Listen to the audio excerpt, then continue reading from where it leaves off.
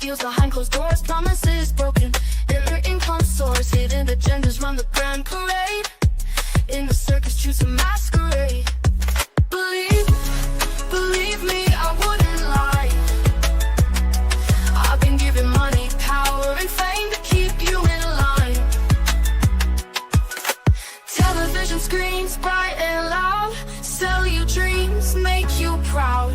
Pop the bubble, see the cage you're in. Start the revolution, let the truth begin.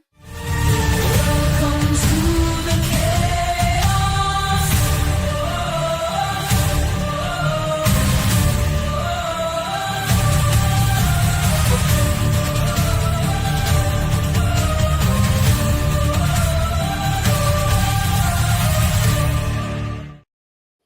Welcome, everyone. Today I'm here with Damon, and we are going to be discussing some dark psychology tips from my favorite book growing up, Get Anyone to Do Anything by David J. Lieberman, PhD. And I think he's also a rabbi or something.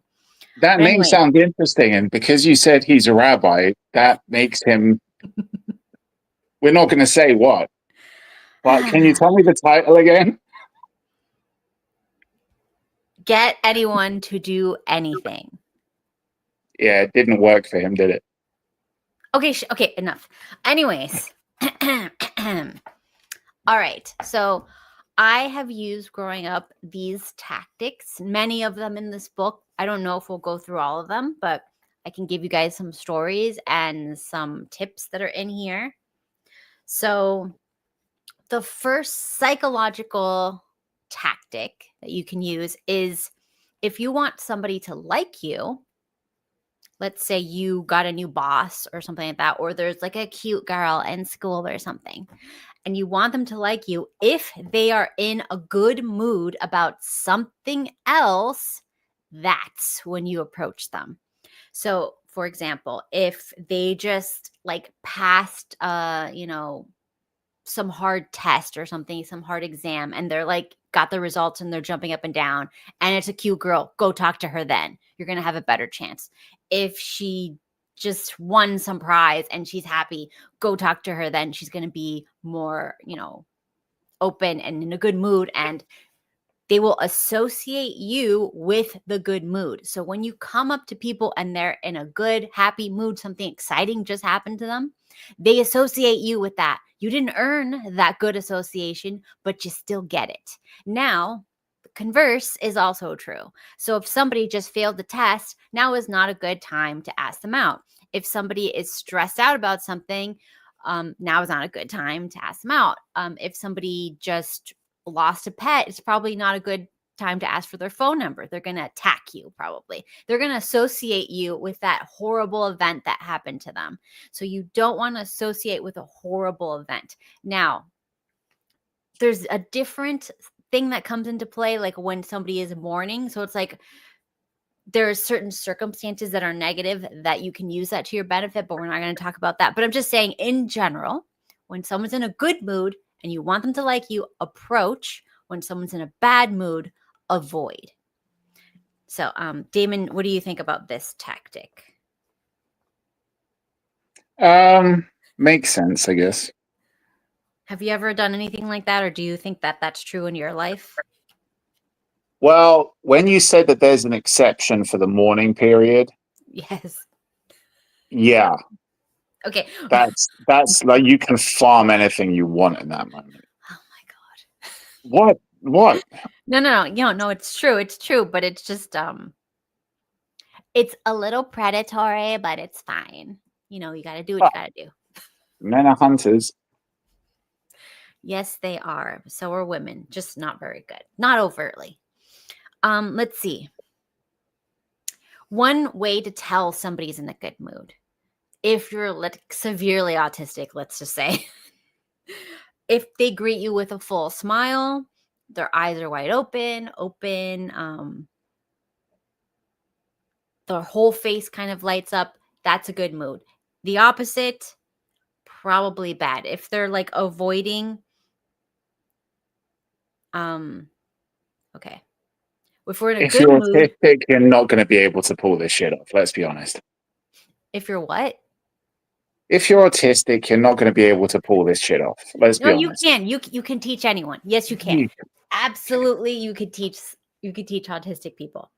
Yeah, Fact. maybe those self-diagnosed ones that aren't really, they're just weird and they want to feel special. No. This is how they learn to mask. They learn by observing people and then working backwards. Anyways, They so always work backwards. oh my god. I'm in a bad mood. I'm sorry. Let me joke. These are jokes. Jesus. Okay.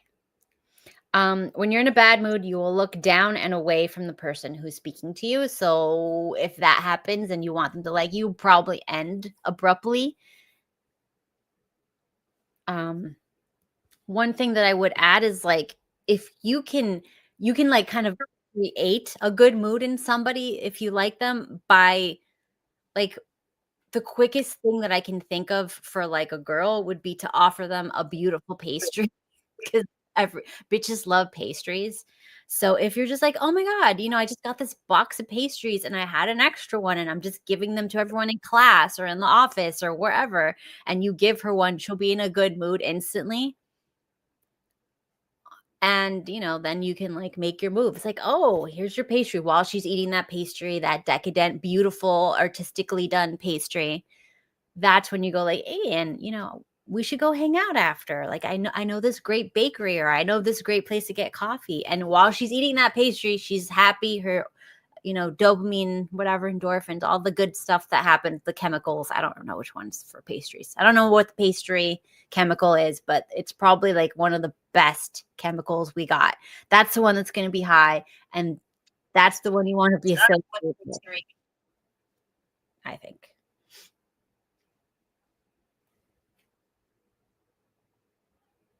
So no, you don't agree. Do you ever do anything like that, or you just don't even think?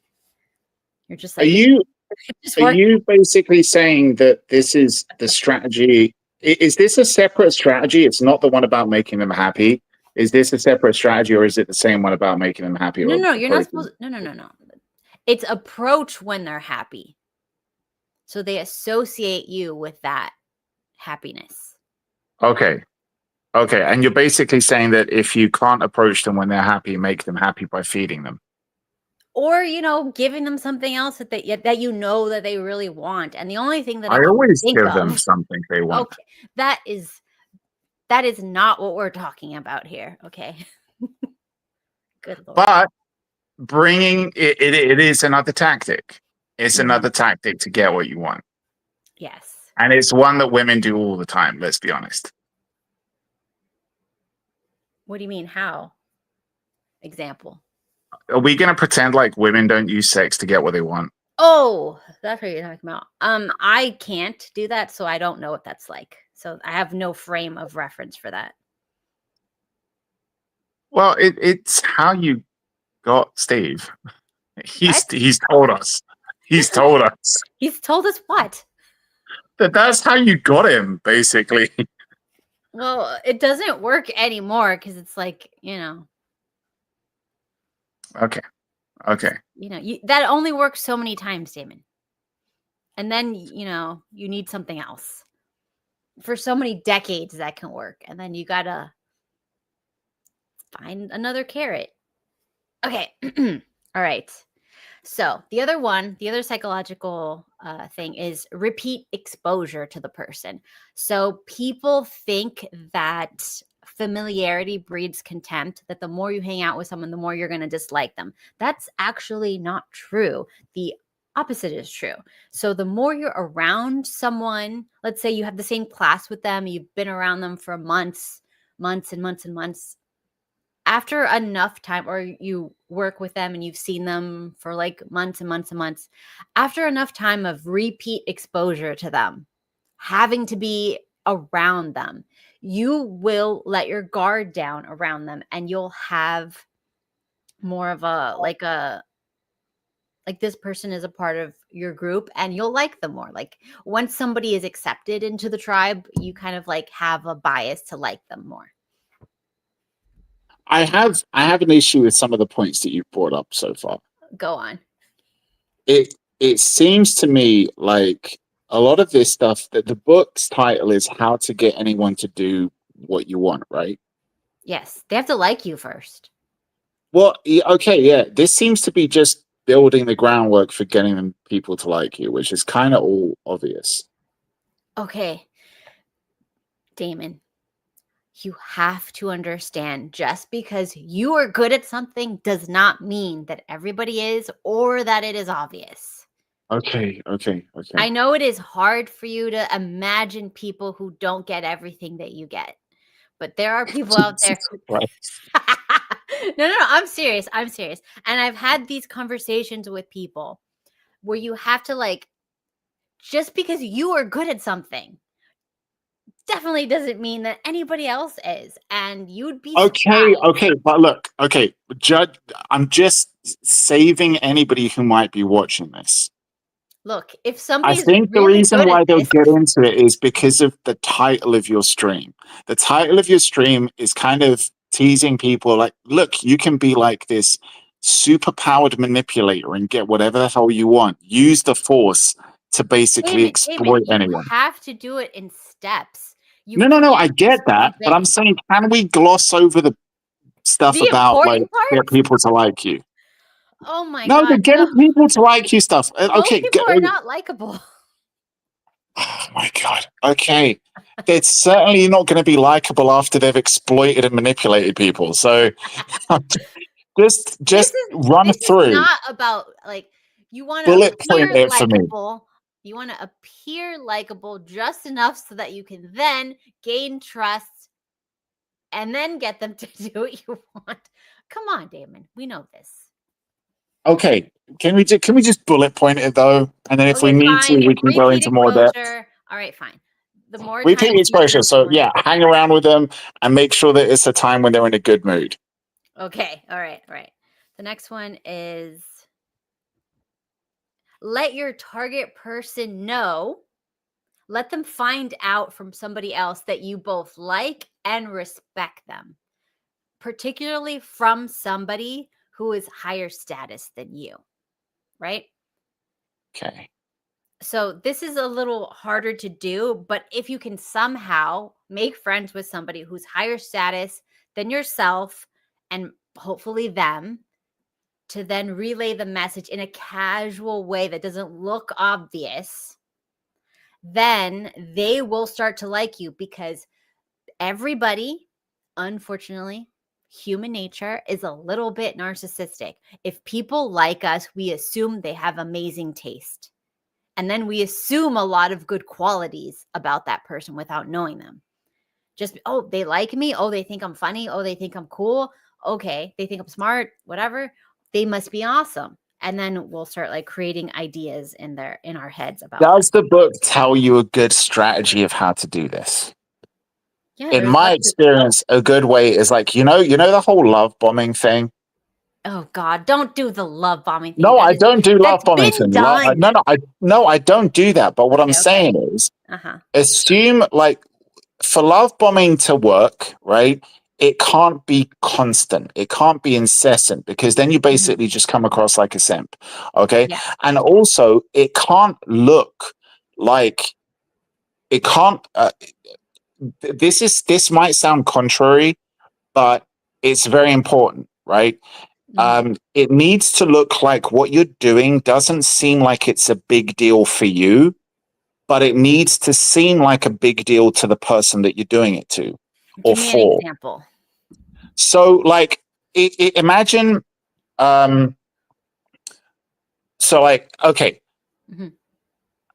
if you know it, I don't do this for relationships, but for casual acquaintances, for friends, if you want to make friends, that you might want to later exploit, like what you're doing here with this book. If you're just trying to like get a target or a mark to kind of like you and think, oh, this is a cool person, right? This is a nice person. One example would be like, let's say that there's a concert they want to go to, right? It's hard to get the tickets, or the tickets are very expensive. If you're in a position where you can get those tickets, but they're like, oh, I'd never be able to get it, I can't get them, right? If you get them, obviously that's a big deal for you. it's a big deal. Like it's hard, it's expensive, or maybe you had to like jump through a whole shit ton of hoops for it, right? But the problem that a lot of weird people make, or like whenever you hear a girl talk about like, oh, I went out on a date with this guy, he did this for me. And you're like, shit, that's huge. Like, wow. So are you guys going out on a second date? No, I don't like him. Why? And it's because of the way he presents what he did. When you do something like that, but you go on and on and on about how the tickets were super expensive or it took so much to get that. No, just be like, hey, I was going to go with somebody, but they're not well. Like, I know that you wanted to go to this gig. Do you want to go to it, right? That's the way that you can get them to come with you and make it seem like it's not a big deal. But if you want to just be like, hey, look, I was supposed to go to this thing. I had tickets. I've got to do something, or I've got a relative who's sick. I've got to help him out, or I've got to like pick up an extra shift at work. I know you like that. I know you'll appreciate it. I don't want to kind of waste it or sell it to someone. I'd rather it go to somebody who is going to appreciate it. You give it to that person, right?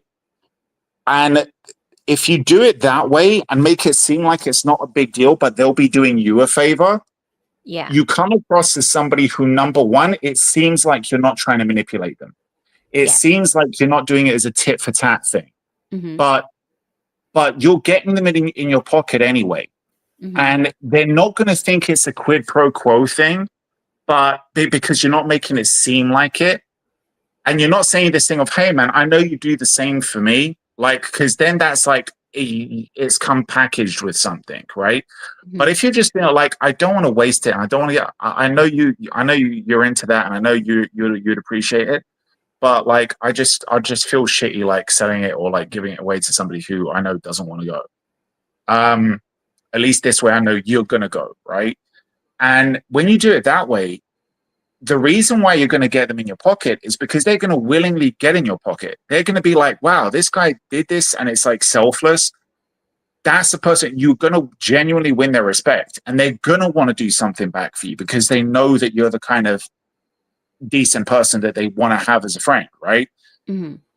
Whatever you do, like this is just, if you think about it, most of us were raised that way. Most decent people were raised to, like, if you're going to give somebody a gift, or if you've got something and you don't need it, like, instead of just holding on to it like this excess shit that you don't really need, or instead of wasting it, like, give it to somebody you know is going to appreciate it, right? Like, that's the whole point of charity. And that does win over people. So, I'm not an advocate for, like, go out and be a piece of shit and abuse people and use people and manipulate them. But if you're going to do it, at least do it that way, because that way is going to seem sincere and it's going to seem genuine. Yeah. The problems that I see when people try to love bomb is they have covert contracts. And that is when, and to explain it, that is when people are like, I'm going to do this, and therefore they're going to do this back to me. But you didn't actually have a conversation. You just assumed. Like, if I take this girl on the date, she's going to sleep with me after. If I give them the concert ticket, they're going to go on a date with me after. They're going to say yes to a date after. Whatever the covert contract is. If I do this, therefore they must do this. That is basically setting yourself up for failure, and it's going to ruin your reputation, because people like people who come off as generous, and people who do things expecting something come off as stingy and cheap, right? This is why I said to you before, like when we spoke ages ago, like several times, I said that this is the problem. This is the dumbest mistake that modern guys will make. They always think, and it's not even modern guys. Guys have been saying this for like 20 fucking years. Like most millennials even believe this, that, never end up in the friend zone. Don't be in a friend zone. No. Yeah, that's friend zone yourself immediately. Friend zone yourself immediately. It's the best place to work from. If you're a guy and you want a good example for it, okay? People hate jiu-jitsu. People hate BJJ guys in MMA, right? They don't like it. Why? It's a boring martial art. It looks shit, right? It seems like a shitty situation. You're just on the ground and you're like grappling all the time. But it wins fights. It wins fights almost all the fucking time. No right? idea what you're But you talking about, but okay. I know, but guys will understand. But you put yourself most of the time. If you look at a good BJJ practitioner, he'll put himself on the ground. He puts himself in a vulnerable position straight away. But it's where his game is strongest. And most other people who don't practice that, their game isn't going to be that strong on the ground. But it's the same thing for the friend zone thing. Nobody likes being in there. But if you're good at it and if you know how to work it properly, it's so successful. Your success rate is super high. But and this is also why a lot of the guys who try that kind of simpy shit like love bombing, it's also why they fail, because they'll try, and when they don't get the immediate like response that they expect from their efforts, they get pissed off, they get angry. A friend of mine from work, she was telling me how like, oh, this guy took me out, and he's like, oh shit, like we went out 2 times. Mhm. And he starts complaining. He was like, fuck, I spent good money on you. And I was like, oh my God, he did not. Don't tell me he said that. He's like, he said exactly that. He Mhm. dropped the line, I've spent good money on you. Like, what the fuck? What kind of idiot would say something like that? How fucking, I mean, it's just not, it's not even stupid. It's fucking embarrassing. Like, even if you feel that way, you're a loser. You should know this is going to fucking take time. And also, maybe she's just not going to like you. Maybe your efforts aren't going to amount to shit. But if you do think you've got a chance, if you feel like maybe she likes you too, if you do this stuff, never expect something's going to go that way. Like, walk her home, see her to the door, just be like, take care, and turn away and walk away. Don't even wait for a fucking kiss. Okay? Just walk the fuck away. Dude, She'll tell you if she wants something. guys have no idea of the power of not being thirsty, because women are expecting men to be thirsty and desperate for them to touch them. And when a guy Yeah. is like totally like asexual, not into it, like does not like want to touch you or whatever, indifferent, yes, indifferent, that is the most attractive thing, because it's just like, does he like me? Wait, I thought I was good looking. Wait, I thought this was a date. Is this not a date? What is going on here? And then you'll Yep. have like these stupid people saying, if she doesn't sleep with you on the first date, whatever. When a woman sleeps with someone, and I'm going to offend you, but when a woman sleeps with someone quickly, it usually means she thinks they're attractive, but probably she doesn't think it's going to amount to much. So she's like, this is a one night stand, I guess. Like, let me just for fun. But when they start to actually like you, that's when they start to like, it takes more time. It's never instant. This whole like, I saw him and I fell in love. That's kind of like a very immature, like limerence, like lust, like fleeting thing. Like, when it burns too hot in the beginning, it just fizzles out very quickly to nothing. But those are also the girls. Those are also the girls that decent guys are going to have zero respect for. Like Yeah, of that. course. That's just being honest. That's just being Yeah, I honest. know. Because like no guy wants to spend ages like trying to crack something. That, Oh, no. I disagree with that. I disagree. No. Okay, this is the difference, because there's a type of people that females, let's just say females, because that's probably what you're thinking, that they only sleep with people that they are in love with and in a committed relationship with. They're never gonna like fall for, oh, he spent this much, so I guess I got to give it up. Or he did this, I guess I got to give it up. Or he's incredibly good looking. Let me not find out about, what he does for work, if he's married, if he has kids, if he's a serial killer, if he does drugs, if he, secretly a crackhead, if his family is dysfunctional. Let me not find out any of the vital things and then bang him anyways. Like, the people who do that, unfortunately, they come from very broken backgrounds, and that's most people. I'm not saying that like it's rare. That is a more common thing you're going to find. Someone who just doesn't think things through. But first of all, going back to the indifference point, the reason why the deeper reason why that works, you said like it makes a girl second guess herself. Like, was this actually a date, or was it just a casual friends thing going out together? Like, does he like me? Is he interested in me? There is that aspect of the scarcity manipulation to it. Mhm. Okay. The fact that she didn't get what she expected was coming, and she's not getting the attention or the interest that she was maybe expecting. So that scarcity makes her kind of crave it. There is an aspect of it to that. But the real reason why it works on a deeper level, and the reason why men should learn to do that, is yes, you've made an effort. You've tried to like get yourself to look good. You've planned a good date. You've spent a lot of money on it. You've hit all the markers of the things that she's interested in. You got like the tickets that she wanted. You got the location that she wanted, whatever. And you're a gentleman about it. And also you never acted like it was a big deal. You acted like it was just casual. Like this is no big deal for you. It's no big effort, right? And that comes across not as like I'm an arrogant guy or I'm a rich flash guy who can do this shit all the time. No, it also comes across to the fact that you kind of think, this is my friend, or this is somebody that I care about. They're worth it. So that's why I'm doing it. I want to treat them. That's it. But at the same time, I'm not going to make them feel like they owe me something. I'm not going to make them feel uncomfortable. Like this was something like that I'm getting myself into debt over or some shit like that. You just don't want to make that an issue for comfort's sake.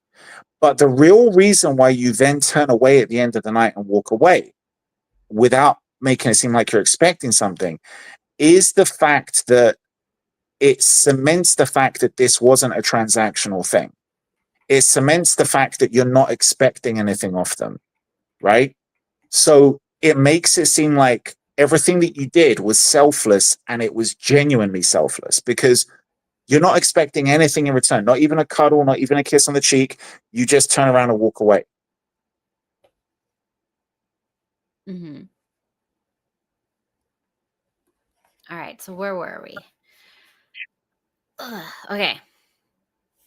The next one is people like people who are more similar. So if you can find things like similar hobbies, similar upbringings. Oh, you went to that club. I was also in that club, maybe a different year. Or, you did this. I also did this. Oh, that's what if you have genuine similarities that you can bring up, that makes people feel comfortable with you and bond more. And it's like the principle of like comrades in arms. So people like people who have done stuff or have similar experiences to what they have had.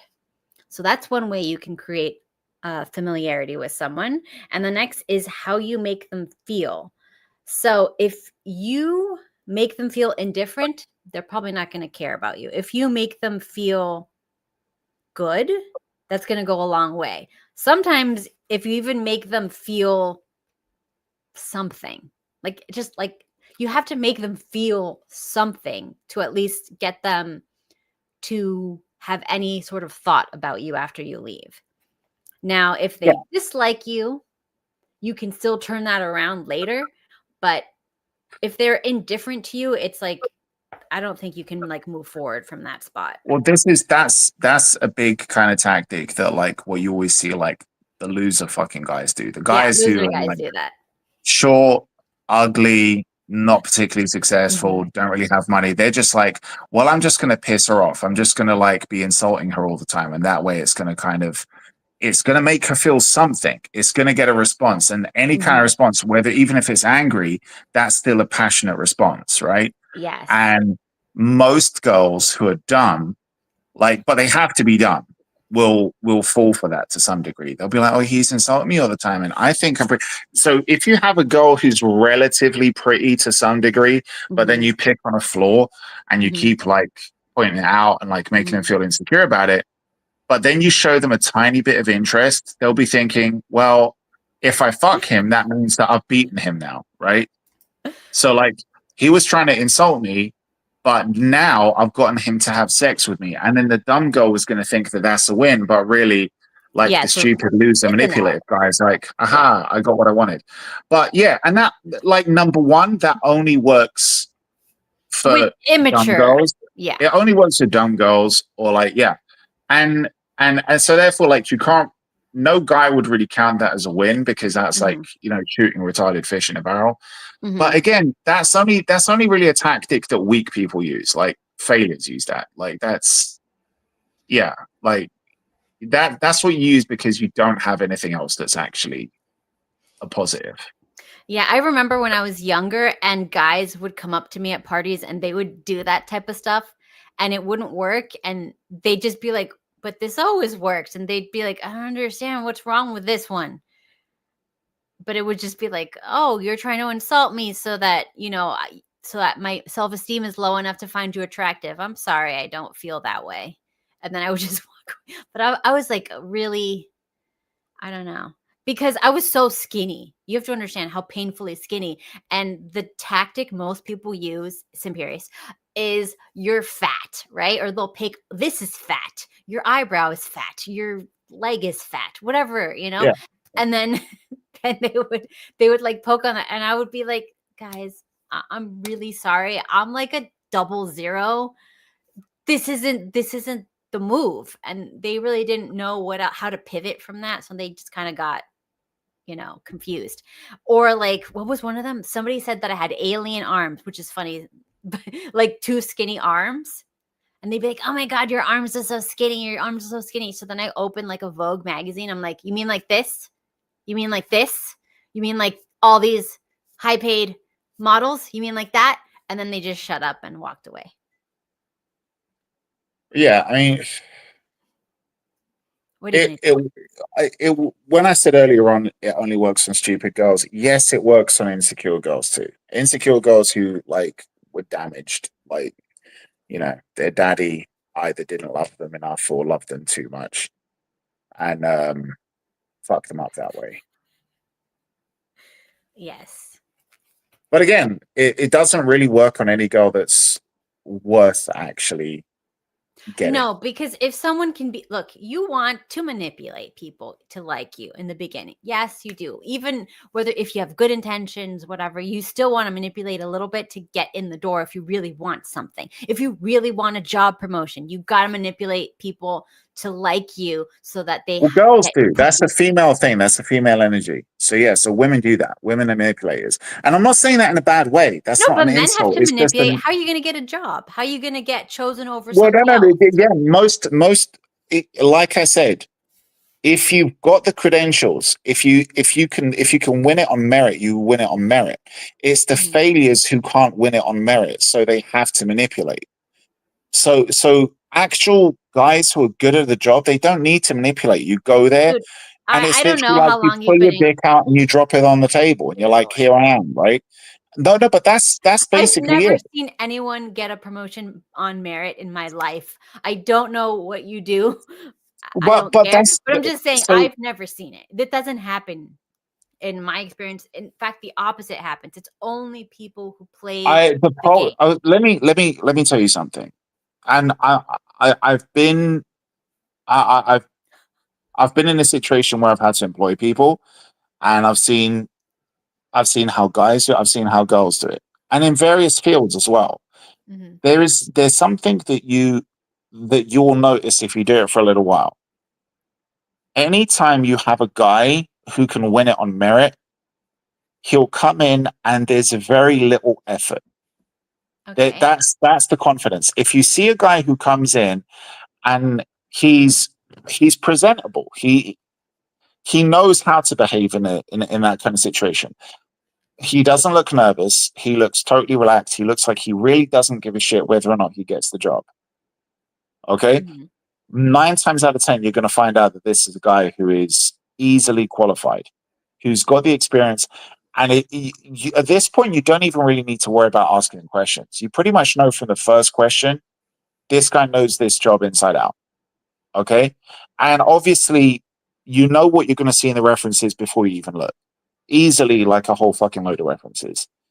But the moment you see somebody who seems eager to please, if you scratch the surface, you'll realize that this guy has got studied answers. He doesn't really know all that much. He's trying to really put up a facade that he's going to be great for the job. But if you're peacocking right up front, you need to know, is he going to be able to back all that shit up or not? When it comes to women, if you see that same category that's very, very, very qualified and should be relaxed and confident, they behave exactly the same as the ones who are not qualified. They behave the same. They are all there trying to please. They're all there peacocking. Why? Because number one, women are new to the workplace. And you're not just competing against other women, you're also competing obviously against guys. Mm-hmm. And guys are geared to work. We're built for that kind of competition. Women, not quite. So they don't know enough to know that if they're qualified for that position, they can just relax and understand, look, here's everything that I can bring to the table. If you're serious, if you're a serious employer, I'm going to get this post based on this. Now, I know you can talk about DEI shit and other stuff that comes into hiring that's going to like negate that. But regardless, women still aren't confident to sit back and say, look, I know that I'm good for this job. So I don't need to try and go over above and beyond to prove that to you. Just look at my record and ask me whatever questions you want. But women don't know to do that. And it's not necessarily because they're inexperienced and they're new to the workplace. It's because everything about a woman is geared, and your way of operating is manipulation, because you're the attractors. You're the gatekeepers when it comes to that initial relationship. We're all chasing for you. Men are the hunters. We're after you, and you're the attractors. You're the ones that are like, you're only competing with each other. You're not competing against men. You're competing for the attraction of men. So you being the attractors, everything about you is supposed to be geared towards the seduction. And that is a form of manipulation, because you're doing everything you can to try and hit all those markers and attract the guys in every kind of measurable metric. So it's not an insult to say women are manipulative. It's just a recognition of how you operate.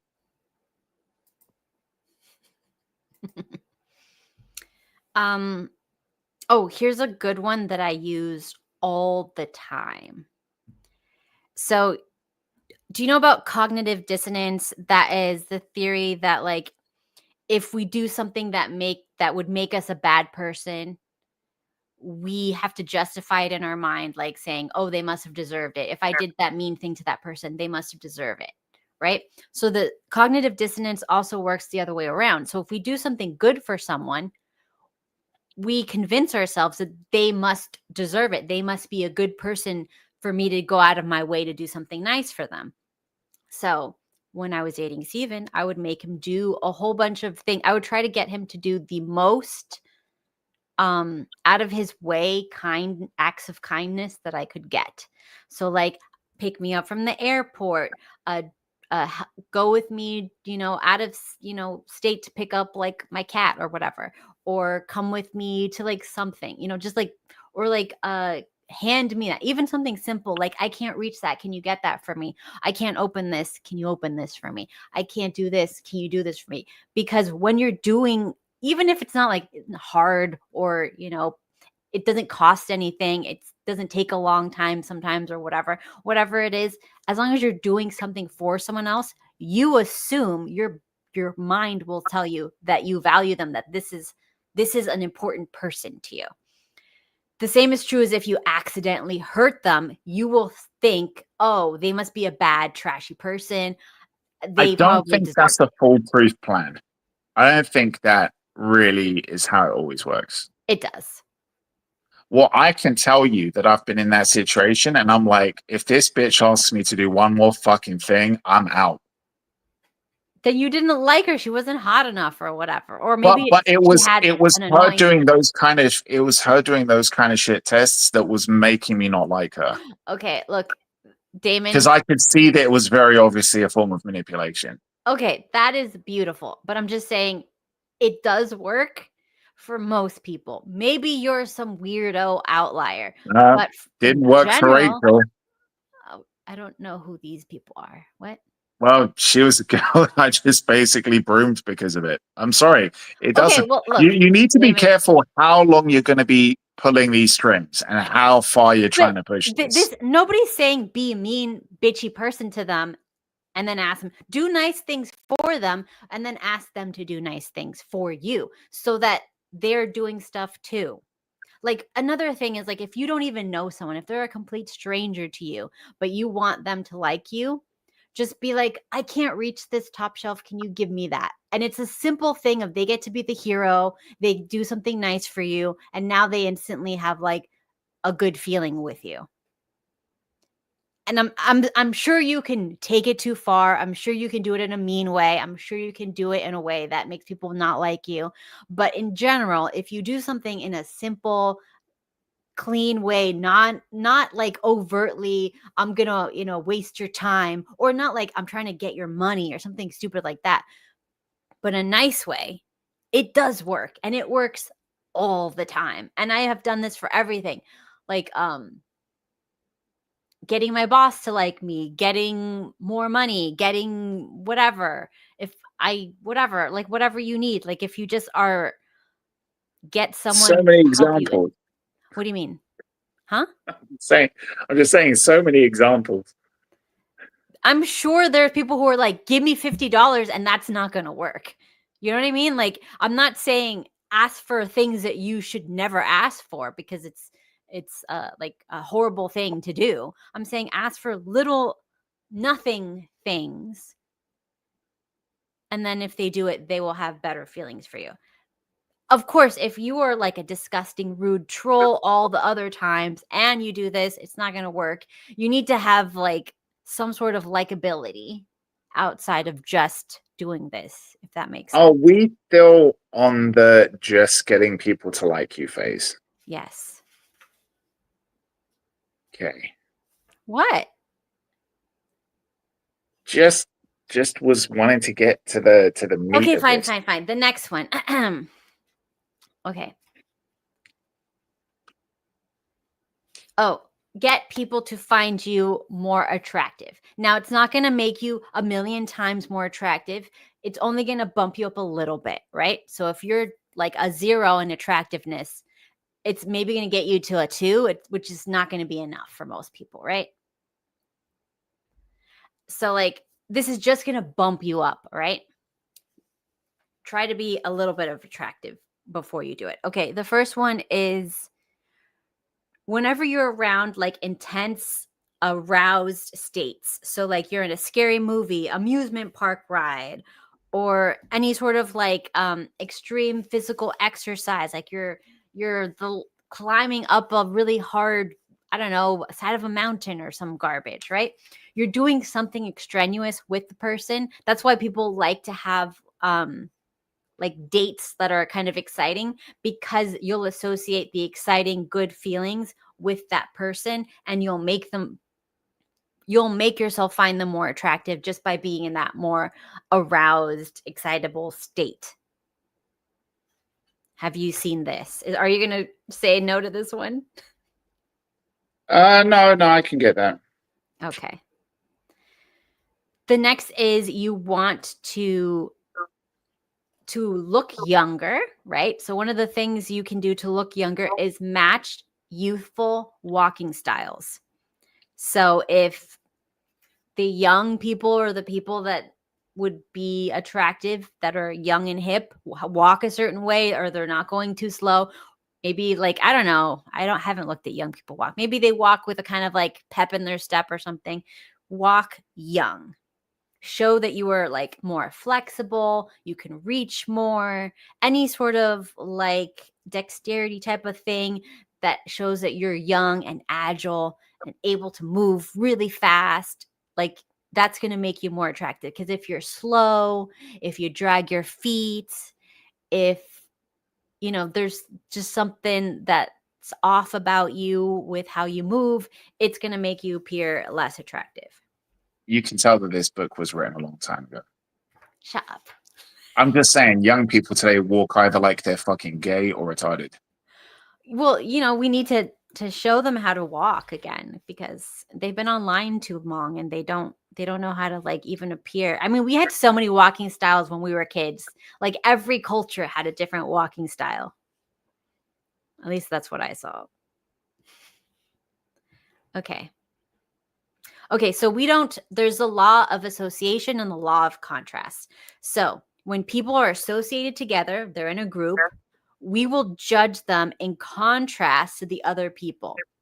So if there's a group of women, right, we will judge them within each other, not against all women in the world, just amongst each other, which is why there could be like a girl who's hot in volleyball, but she's only hot in volleyball because the other girls in volleyball are trolls. Or the girl who's hot at work, that's just the hottest girl at work. That doesn't mean she's hot. Or like the hottest girl in this group of friends. It doesn't mean that she's super hot elsewhere. It's just in this group that she associates with, she's the hottest one, right? That's basically the Scully factor.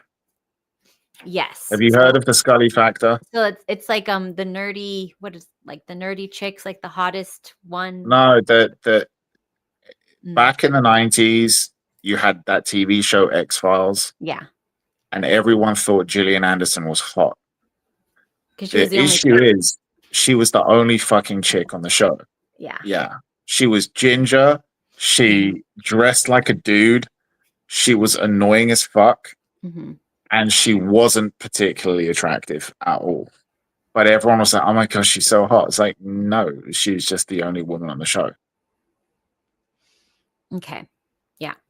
Also, when you associate people, you will kind of, let's say you are in a group, Damon, with a bunch of let's say you're not attractive. Let's imagine, I know it's hard for you. Imagine you are an unattractive dude and you're in a group walking with a bunch of very attractive females. You will be judged by outsiders as more attractive because you'll be judged on like an average. Like everybody's attractiveness will pull each other up. So that is a thing that happens. Also, when there's a group of attractive, let's say all women, and you want to hit on one of them, you never hit on the most attractive woman because the rest of them will turn on you, right?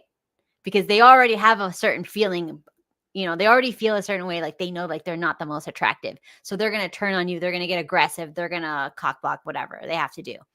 But if you go to a group of very hot women, like they're all hot anyways. They're all 8s, 9s, and 10s anyways. But you hit on the least attractive in that group, you have the highest chance of closing because she is the least attractive in the group. So there's nobody less attractive than her to cock block, right? Because the more attractive girls don't ever do that. It's always the less attractive in the group. That Loser mentality. Loser mentality. Okay. To think that you can't shoot for the stars. Just go for the best one. Can you stop, Damon? Just know why are you teaching people to pick the low-hanging fruit? You need to do better for your viewers. Lord have mercy. Look. Shoot for the stars. And the moment the ugly bitch gets in your face, you stick your entire hand in her face and you push her away like somebody giving you a salad in a fucking steak restaurant. That's what you do. Hand in the face, goodbye. Okay. And be confident in yourself. If you don't look good enough to be with her, then you shouldn't obviously be going for that one. But if you I think I've got a chance with a hot chick, I want to do it. But then you say to yourself, no, I won't, because then the uggo is going to try and like cock block. So I'll go for the least attractive one in the group. If you're doing that, you're basically sabotaging yourself. Fuck that shit. Calm down. Go for the fillet. Fuck the chuck and the rump and the other ones. Oh my God. Not everybody can get that, okay? Not everybody can afford. I'm just saying that if you can, because your mentality, your strategy is telling a dude, even if he thinks he could possibly realistically get the third or fourth hottest, that still means that there's going to be another 3 or 4 chicks that are going to cock block him that are uglier. And you're telling him to go for like the ugliest, even though she still might be hot. She might still be like a 6 or a 7, let's say. You're telling them like that they shouldn't go for the 8 or the 9 if they're capable. I'm saying they should go for it. Like, just be man enough. Damon, I'm assuming if you need tips, you're not capable. Yeah, but no. Oh my God. You Anyway. give the tips. Give the tips Give that the tips will for work. the Chads. Chads don't watch my show. I don't know. No, I'm not saying give the tips for the chance. Like anyone here, like no. If your tip is go for the ugliest good girl in a group, that In a isn't group really a of tip. already attractive people, okay? In a Yeah, group but of that's not it. attractive people. Find a hot group of girls and go for the least attractive one. No, do better. Like, your tip should be, how do you get rid of the uglier girls? How do you get rid of the ugly girls? Walk up to the hot group of girls. Find the one that you think that you have a chance with, right? The one that you think you have a chance with. Let's say that she's the one in the middle. There's a group of 5 girls, and the third girl from the top or the third girl from the bottom is the one. That's the one in the middle. What do? Walk up to that group, and if you see a waiter nearby, if you see anyone else nearby, walk up, bump one of the girls so they spill drinks on the 2 ugliest ones. Now they had to go to the bathroom, and they had to be in there for a while. Meanwhile, you make a move on that girl, and then you got the 2 hotter girls that are like, "Oh, that's sweet. The ugly one is getting some attention." And they might back you up and boost her confidence and help you out. Do something to take the 2 ugly bitches out of the situation.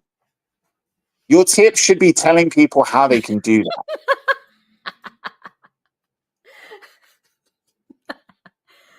Oh God. Look, I don't know. Fine. Trip and make the other girls fall on their face in their drinks, so they have to go clean themselves up, and then Do something. Walk up. I don't know. Like, just get one of the girls to say, "Hey, look, your tampon string is hanging out from under your dress," and then they'll quickly run out. Whatever. Something. Do something. Get rid of those 2. Oh God.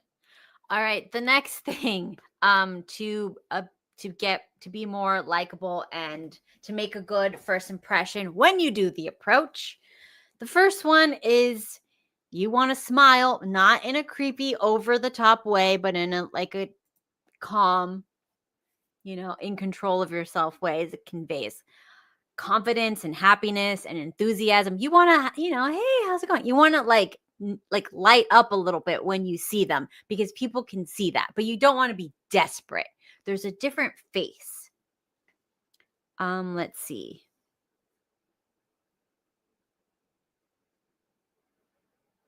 Try to make the first 5 minutes try to make the first 5 minutes of the conversation the most interesting. And then you can kind of coast for the rest, but you want it like a very good, quick first impression. To say something memorable that sticks out, something that kind of shocks them. Hey, can you help me bury a body? Yeah, you could probably do something like that. Hey, you seem like someone who knows things. If you had to bury a body, what would you do? How would you get away with it? Hey, you seem like the kind of girl that I wouldn't want to murder. You seem like the type of girl who knows how to get rid of a body. What do you think is the best way? That would make it memorable, interesting, shocking. Yeah, that would work. I think that would work. What's your line, Damon? I know you got to have a line. I don't use them. Don't pretend. I don't. I honestly don't. I go in, and my line or my strategy is I go in, and if there's a girl that I want to fuck, I'm like, I'm going to make friends with her tonight. Okay. I'm going to become her friend. Mm-hmm. That's it. That's all. But what and do while you're doing it, what's your first line? What do you say to like the girl or the group or whatever? What's your first thing?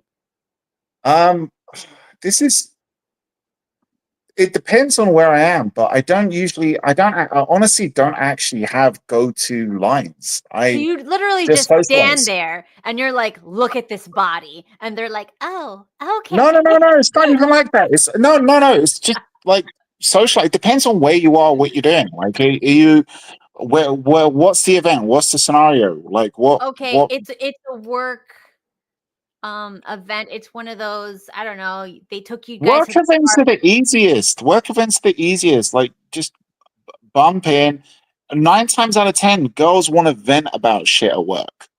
So just look at them. Just be like, at the work event, the easiest thing to do is to just be like, compliment them and not in a way that seems like you're interested in having sex with them. But compliment them in a way that like, oh wow, you look so different outside of work. And trust me, you can sit back for 15 fucking minutes while they talk about shit. Just let them talk about themselves. And just do that thing of like making it seem like you're interested in the conversation, letting it continue. That's all you got to do. And you can't, don't just do that weak, lame shit of like repeating the last thing they said so that they then talk more. But like offer some shit forward that shows also like what you said, that you've got stuff in common. So anything they talk about, just be like, if it's something that you can relate to or you know, just reinforce it with that. And then they'll be like, wow, he lets me talk about myself so much. He's such a good listener. And he's also interested in the things I'm interested in. Okay. How about like, okay, give me an example. Pretend I am like a hot chick and I am like, you've never spoken to me or anyone who knows me. I'm in a group of girls. You don't know any of them. Let's say there's a fridge. There's, 2 burrito girls. And then there's like one hot girl hotter than me. Right. And you want to come approach us. How do you get through the fridge? The 2 burritos, those are the mids. Talk to me, and there's even a hotter girl there. What would you say? This is so fucking weird. This is so fucking weird. How are you going to play this out? How are you going to even say, well, the fridge girl will say this, the 2 burrito girls will say this? This is like, honestly, like, okay. Does anyone want to come up and be the 2 burrito girl? No. But wait, how is it difficult to understand that you can just carry out a normal conversation with people? Oh my God. Okay, let me just tell you. Example, I was with my hot young friends. Like I'm the old one. They're very young and hot. They're like in their 20s. Oh my God, life's so amazing.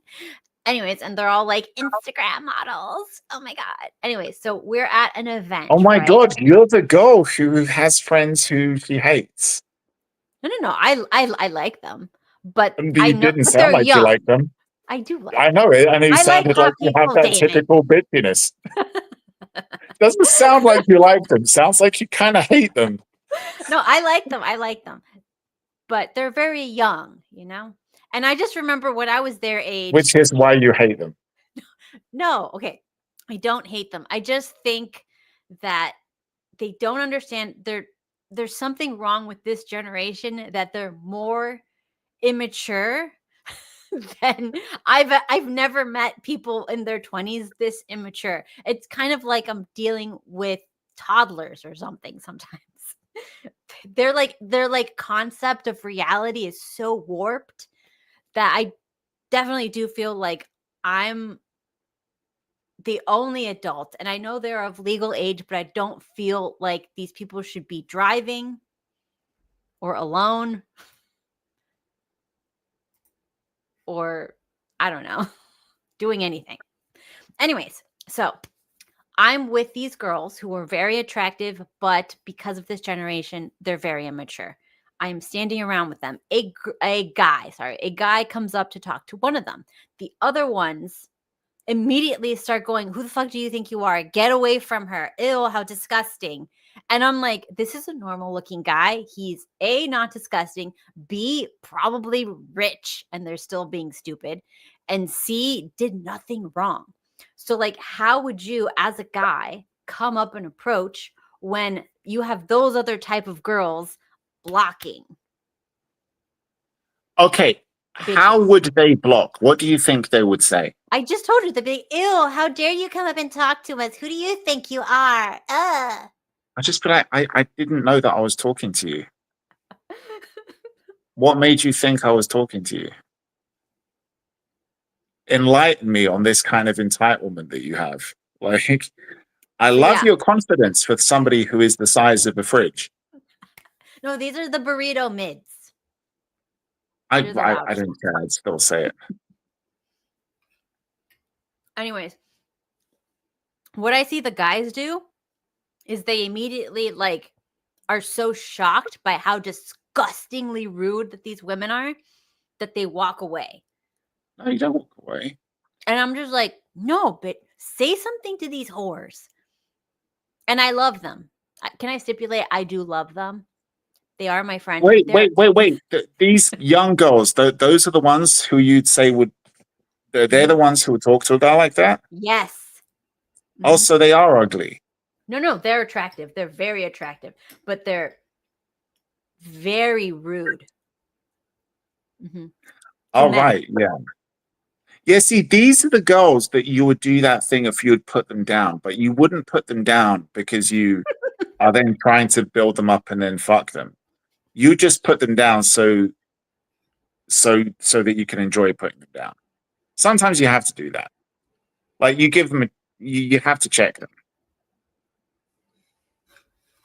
Yeah, but I don't know. I feel like bad for guys. I've never seen, like in my generation, we would never, if a guy approached the group, there might be the jealous fridge that gets in the way, but like, you know the what? mids There's would be part quiet. of me that really wants to go to Miami now just to meet friends.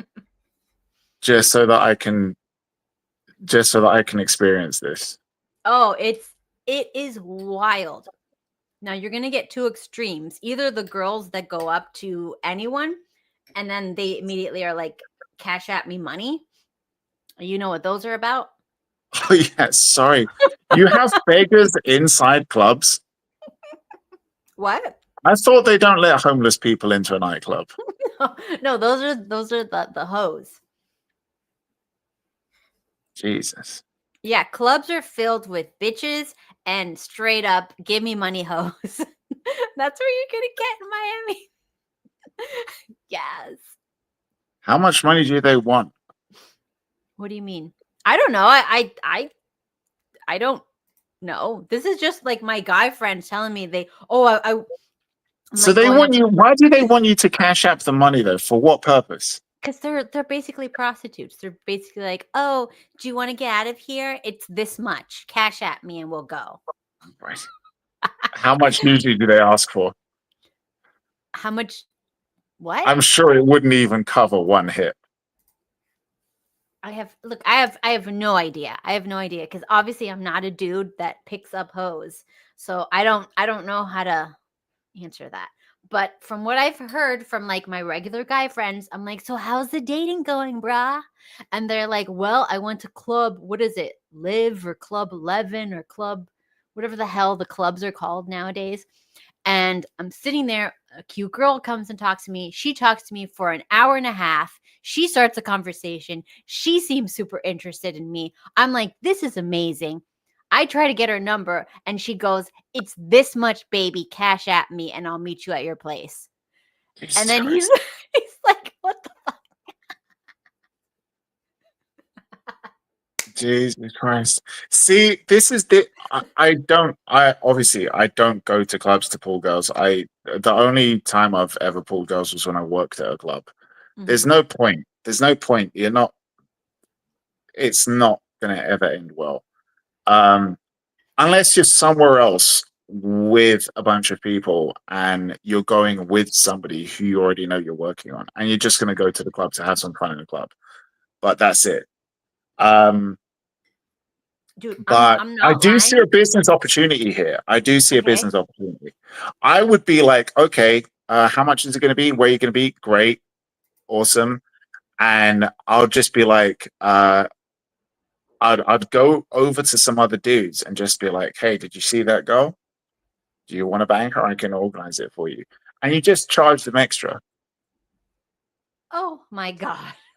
And you be the middleman and you take a cut. That's it. Lord have mercy. Pre-sales. Full service. Yeah, so like that's what it's like here. I want to go to a club because I haven't been to a club since I was with Steven. I want to say maybe 15 years ago. Yeah, something like that. So I haven't been to a club since that long. And from what I've heard, because back in the day, it was regular people. We didn't have prostitutes in our clubs. So like hearing these stories from like people is like so wild. I'm like, I need to see for myself. Like, are there really that? Is every woman there just really a prostitute? Because like, I just don't believe it. But then I talk to like my single girlfriends. I'm like, do you ever go to clubs? And they're like, no, I've never been to a club. Never in your life? No, why would I go to a club?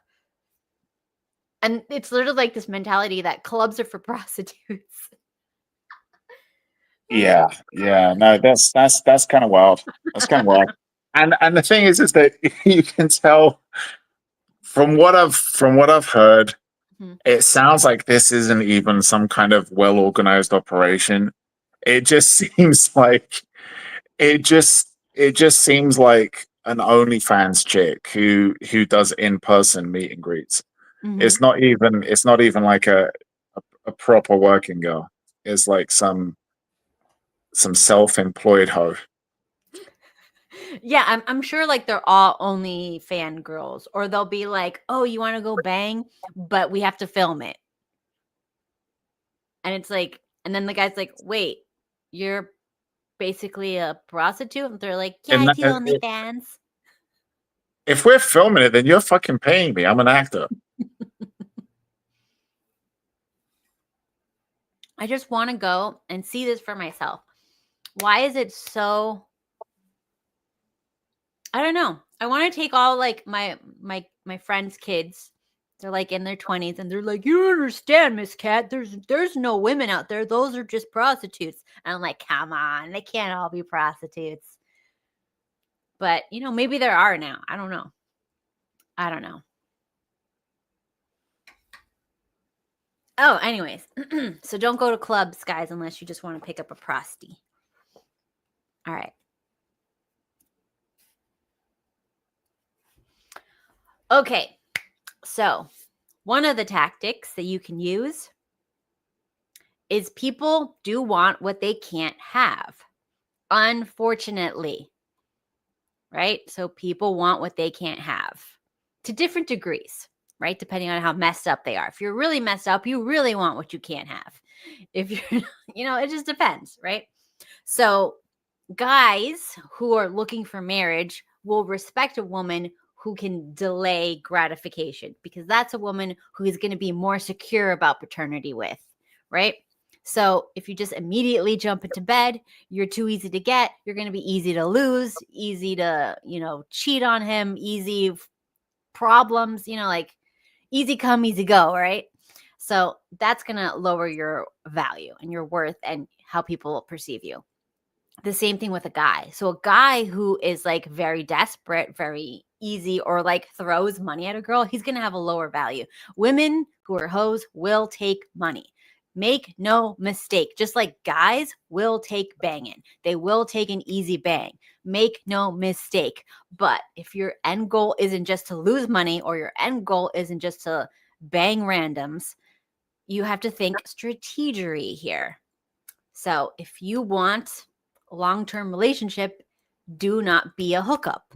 If you want a long-term relationship, do not give your money. That's all. What do you think? Mhm. No, you don't agree, or you agree? Well, yeah. I think you're underestimating the ability that men have to kind of see through that kind of bullshit. So if a chick asks you to cash app her, you don't understand that she's a prostitute? Well, no. Like, I'm not talking about that. But if you want to go back to the prostitute situation, Okay. like, uh, if Mhm. if it is like these girls who are just being opportunistic, because that's largely what I think it is. If it's anything like it is in the UK, Mhm. you often find them. I mean, they're at hotels, right? Mhm. You see them at hotels, and they're girls who very obviously aren't your typical working girls. They don't have a pimp. they're just an opportunistic chick who thinks like, I can find some dude here who's off on business, has a wife at home who'll never find out, and I can sweet talk him, have a hookup, but also get paid for it. And that's how they're trying to work. But like, there might be some guys who'd want to go for that, but at the same time, wouldn't want to pay. But girls like that, you know that they're damaged. Mhm. They're obviously damaged. If they want to pay for that kind of shit, you can tell that they're damaged as fuck. So why not, put the boot in?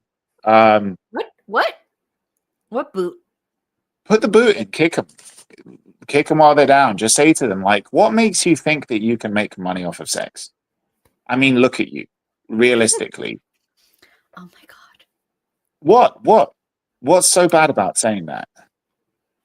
I mean, know. you can say it in a nice way. You can say, wow, I really appreciate your confidence. Thinking you can make money off of sex.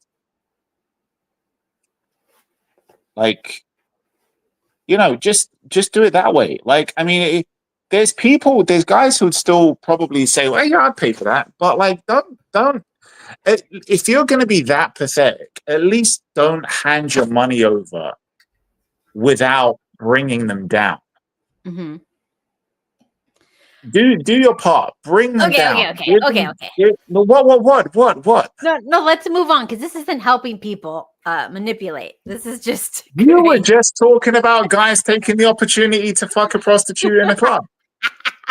I just said I want to go to the club and see how it's going now. I just for an experiment. I like when you go to the zoo, I want to go to the club and like look. I want to just be like, wow, what's going on in here? What is this? What is this weird stuff? And like interview. Oh my God, Damon, you should come to Miami. We go. We interview people at the club and be like, hello, sir.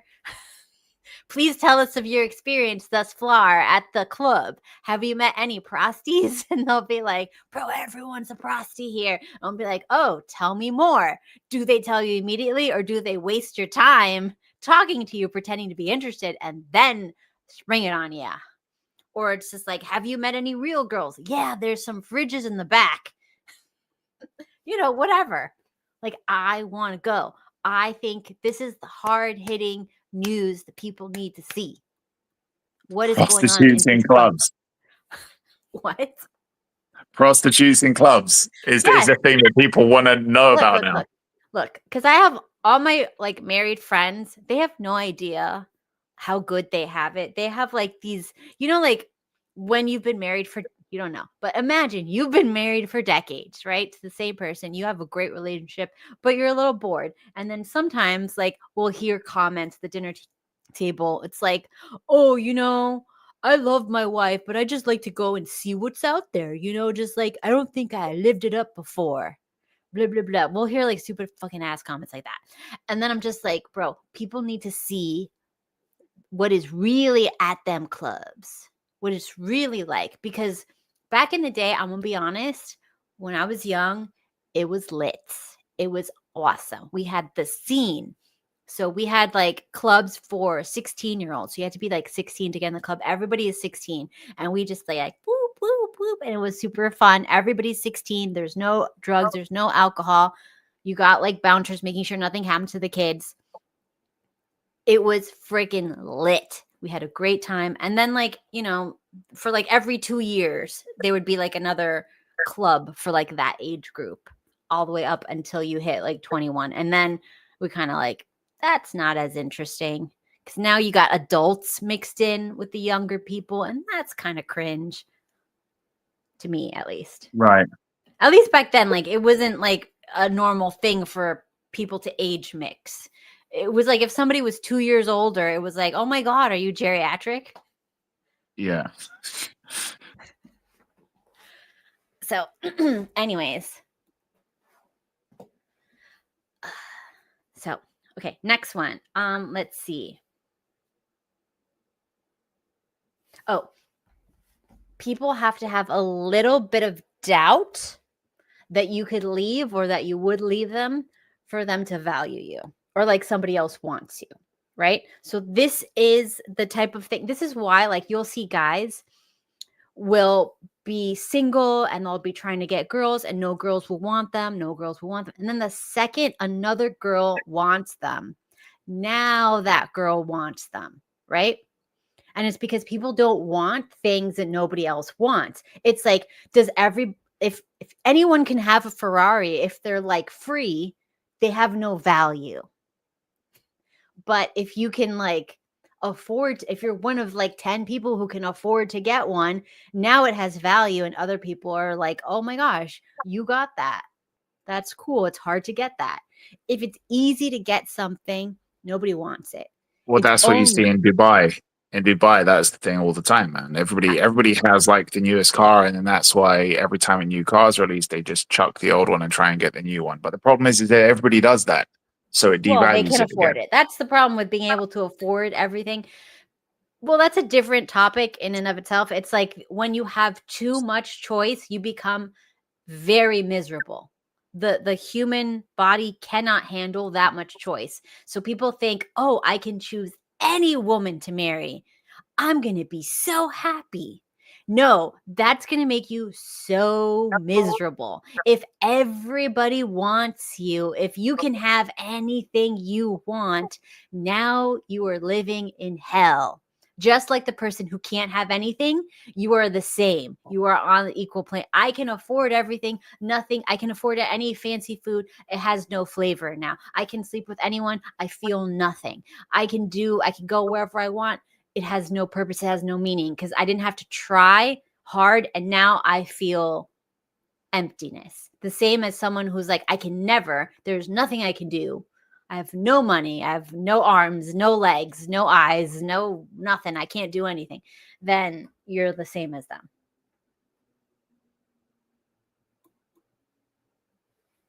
Okay. Are we still on the getting people to like you part? Mm-hmm. That's the primary part of the book. Let me skip ahead. Hold on. I'm going to show you what else we got here. Okay. Oh, this one. Don't overlook the powerful psychological influences of blood sugar levels. Oh my God. Avoid engaging the fight or flight response by avoiding sugars and refined carbohydrates. So don't make yourself a bitchy, cranky person by ruining your blood sugar because people won't like you. You will become unlikable by ruining your blood sugar. It will make you feel nervous, come off as rude. So keep your blood sugar stable. Be in keto. This rabbi was ahead of the curve. Oh my God. How long ago was this book written? Let me see. Like, I feel like 2000. Yeah, in 2000. What? I'm just saying that even 25 years ago, that was being like, what's your blood sugar? Oh gosh. Okay. Yeah, he was ahead of the curve. You see, he knows what's up. He knows all of those Kabbalah secrets. He knows about the sugar levels. Yeah. Okay. And he included this, the 6-star test. Yeah. To see if someone is a true friend. So this is like a little side quest to see if somebody really cares about you, if they are loyal, and if they're just pretending to like you or if they actually like you. Okay. Let's do this to see if they're like a true friend or whatever. Okay. The first test you're going to do, you might want to write this down, people, is tell them something significant that's going on in your life and see if they call to follow up to find out what happened. If they don't, then call them and see if they mention it. And if they don't bring it up, hint about it, Give them all the chances and see if they even remember the conversation you had about it previously. Like you can say, oh, I'm going to get my gallbladder removed or something crazy like that, whatever. Or, There's a Holocaust going on. shut up. Shut up. Okay. Or I'm going to get, I don't like, what's something significant? Like I'm going to get. You're saying that the Holocaust wasn't significant? Shut up. I'm That's donating one of my kidneys. Confirmed. Shut up. Okay. And then you're just saying, like, be like, Damon, I'm going to get one of my kidneys removed. I'm donating it to like charity on Monday. And then I'm going to talk to you. And you're going to be like, nothing. And I'll be like, kidneys are important for the body. And you're going to be like, oh, yeah. Still ignore it. I'd still ignore. Still would not give a shit. Not a single shit. And then what do you do? You hint more or something else? What's the next step? You give him a few chances. Give me a few chances, and I'm still not giving a shit at all. I'm not responding. I'm not biting on the kidney bait. Okay. And then what happens? Okay, that's the interest. That's star spike number 1. Okay, the next one is. So I failed the first juice test out of 6. Yes, okay. Yes. Now we're gonna do loyalty. Okay. Loyalty.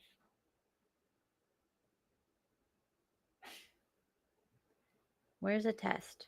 Oh, tell a secret about a mutual friend to see if it gets back to him or her. So you got to make something up, and you got to make sure they know. So I would go to Jake and be like, Jake, who else do we know? Oh, I'd be like, Jake, do you know Teriak is really a woman? Yeah, I found out, blah, blah, blah. He confided in me that, he's a she.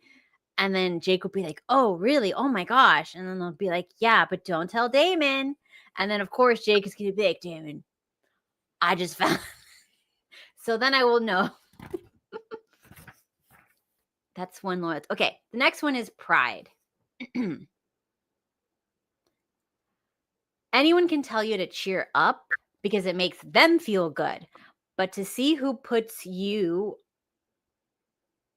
on the back when you like something good happens. So like you could tell someone, I got a promotion. I just won the lottery. I did this or whatever. People who are not like, who don't like you that much, they'll be less likely to be like, that's awesome. Good for you. Oh my God. Or they'll try to turn it back on them.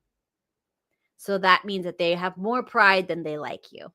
The next is honesty. So true friends will tell you hard truths. So they won't tell you what you want to hear. So if you go, look, I've decided I'm going to drink 6 bottles of wine a night. If they're like, bro, man, do you, then that's not a good person. But if they're like, are you sure you want to be doing that? Then it's probably that's so good. Chase your dream. Yeah, it's like, yeah, I'm sure you can handle it. You seem like you got this. Okay, the next one is respect. Tell them something exciting. That's good. It's kind of like the pride thing. The first I just had a look at the chat. Okay. Ethan, our guy is saying that you sound like you have a lot of pride. Read the pride one again. Pride. Anyone can tell you to cheer up. It makes them feel good. But see who pats you on the back for a good job. Those who are not driven by jealousy or envy will do just that. Your true friends are proud of your accomplishments, not jealous of your success. If they congratulate you when you did something good, that's a true friend. Yeah. So how is that different from respect? I'm having a problem between pride and respect. Okay. What's the difference? Tell them, respect. Tell them something that's exciting, something that's good in your life that you but you prefer not to talk about it right now and see if they press you on it. Oh, that's respect. Okay.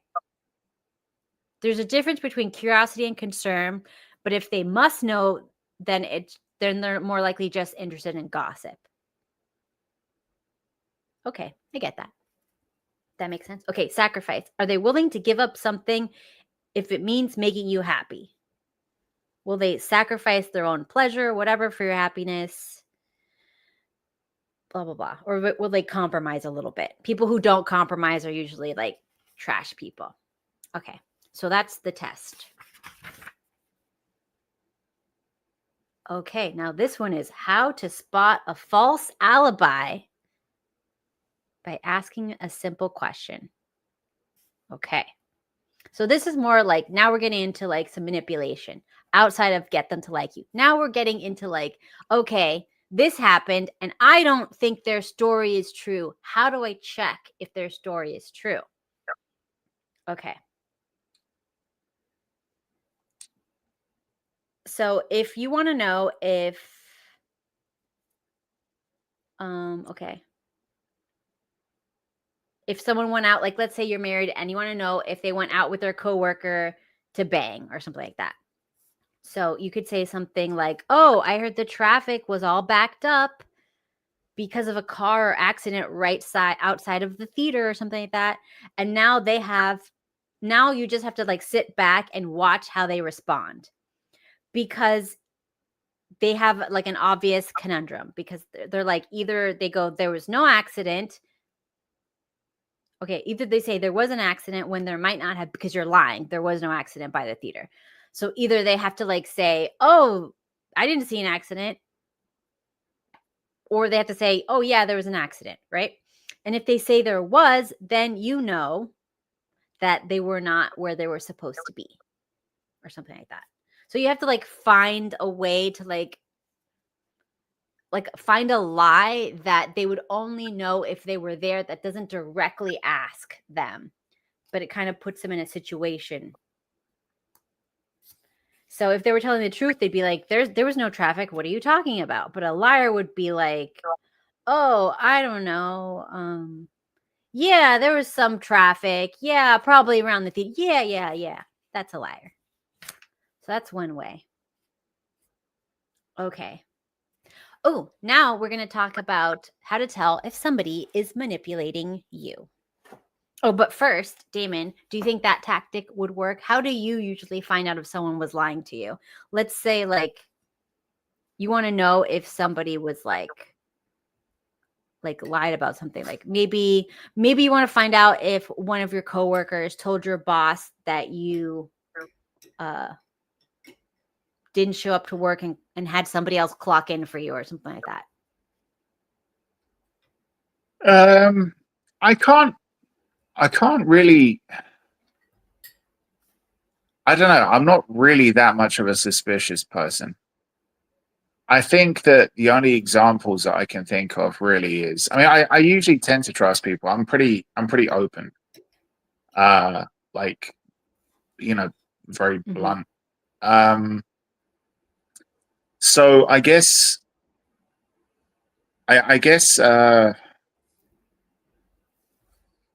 don't really give people much of a reason to lie about stuff. I'm quite, I know it might not seem like it, but I'm quite tolerant with regards to you know, that kind of Being stuff. lied to? I know I don't really lock people into a situation where they feel like they can't be honest with me. If you're quite open, people feel like they can be honest with you. So I guess because of that, if somebody's in a position where they still feel the need to be dishonest, it's quite easy to spot. Do you know what I mean? If somebody wants to lie to somebody who is very, very, very restrictive, you tend to kind of calculate how you want to build that lie. But if you're with somebody who's kind of fairly easygoing, you're not really as nervous, and that doesn't really provoke all of that effort into building a very believable lie. So usually, because of that openness, like you kind of tend to build a very good rapport with people, and I think that you can then see when they're not really being honest. It comes across a lot more evident that their behavior is kind of shady. You're not giving me much to work with here, but okay. Well, no, I mean, most of us have that kind of bullshit detector ability. You know if something seems a bit off. if you know a person well, you tend to know their behaviors and you tend to know their routine. And if something doesn't really make sense, if something seems off, you see markers for it. This is why I always feel baffled when people are like, I didn't know that that person was cheating. Like, okay, anyone can cheat. Anyone can cheat on you. Okay. So you can't ever be that secure in a relationship to be like, I know this person would never ever cheat on me. No, you don't. Of course they could. Anyone could. Anyone can make that fuck up. Anyone can make that mistake. Anyone can be selfish like that.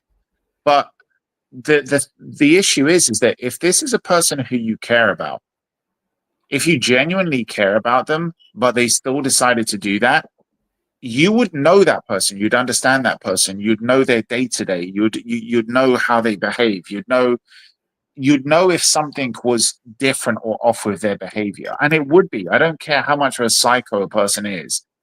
If they're doing something that they know they shouldn't be doing, it is, no matter how cold they've become, it is going to affect their behavior. And you, as the party that's going to be cheated on, should be able to pick up on it. And the only way that you wouldn't pick up on it is if you actually grew apart and you don't really care that much. Mm-hmm. So when people say like, oh, this person was cheating on me for so long, and like, I didn't spot it, that I found out from someone else told me. If you spotted it yourself, congratulations. That means that you're the one who still cared about your relationship enough, because you knew something was up and you spotted it. This is why I think some of the worst gaslighting that's being done to people today, and it's mostly being directed towards women, but it applies to men too. What? Is when they say like, and I'm not saying the guilty party in the relationship doing it, but I'm saying like the media. There's a lot of people out there with social with platforms on social media, and there's a lot of articles that get written about it. I've seen a lot of people talking about it, and even therapists will tell people this, like, not to waste effort worrying about this or about that, looking for those signs, and you're obsessing over it. Like, why do you think that this person's being dishonest? They're making people feel like they're being suspicious or they're being jealous. And they often get told, like, if you think your partner's cheating on you, that's usually because you're the one doing the cheating. Yes, and people always get told this in relationships. Like, yeah, people get told, like, oh, if somebody's suspicious in a relationship, if they think that you're cheating, it usually means that they're cheating. Right? This is the biggest gaslighting thing ever. If you think that your partner's cheating, and because let's be honest, you have to be real with yourself.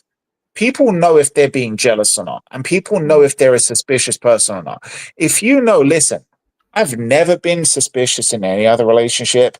I'm not a jealous guy, but something's telling me that this person's maybe doing something that's not quite right. Yeah. That is your instinct. That's your gut. You need to trust that. You need to go with that. And you need to know, like, when you said, like, oh, how do you know if people are lying? The first thing is that if you ask a person that, and they're like, oh, wait, and they become very defensive. Yes.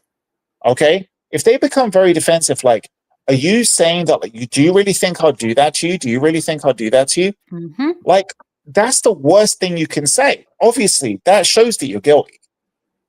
Like, if they're like, I love you, babe, what makes you think no, the first thing you say is like, the first thing needs to be you refute it. And the second thing is, if you actually care about that person, it's like, what am I doing that's making you think that? Exactly. See, we're on the same page. I believe that too. I hate. But the moment they try and flip it, and make you feel bad for asking that question, that shows that they're trying to shift the guilt onto you. They're trying to shift the focus onto you. So straight away, your response in that situation is they're like, are you accusing me of doing something? Like, just be straight up. Like, should I be? Like, just tell me, should I be? Because, like, why are you becoming very defensive? Like, if somebody asks me, did I do something, Mm-hmm. and I get defensive, it means that I have something to defend, Yes. right? Damn. See, Why this is can't how I I just say feel. no? Yeah, just say no straight up. The moment you become defensive, it means you're protecting and hiding something. Mm-hmm. Like, you don't become defensive if there's nothing to defend, right? Like, Mm-hmm. you don't shift the focus unless you don't want somebody to look there. So straight up, you should just be like that. If you're saying like, how do I spot somebody who's lying? That's the easiest way to spot somebody who's lying. Because if you're both in a relationship and if you both love each other, and one of you thinks like, I think you might be cheating, straight away, if you still love that person, you need to be like, tell me why so that we can fix this. I haven't done anything wrong. How can I prove it to you? Right?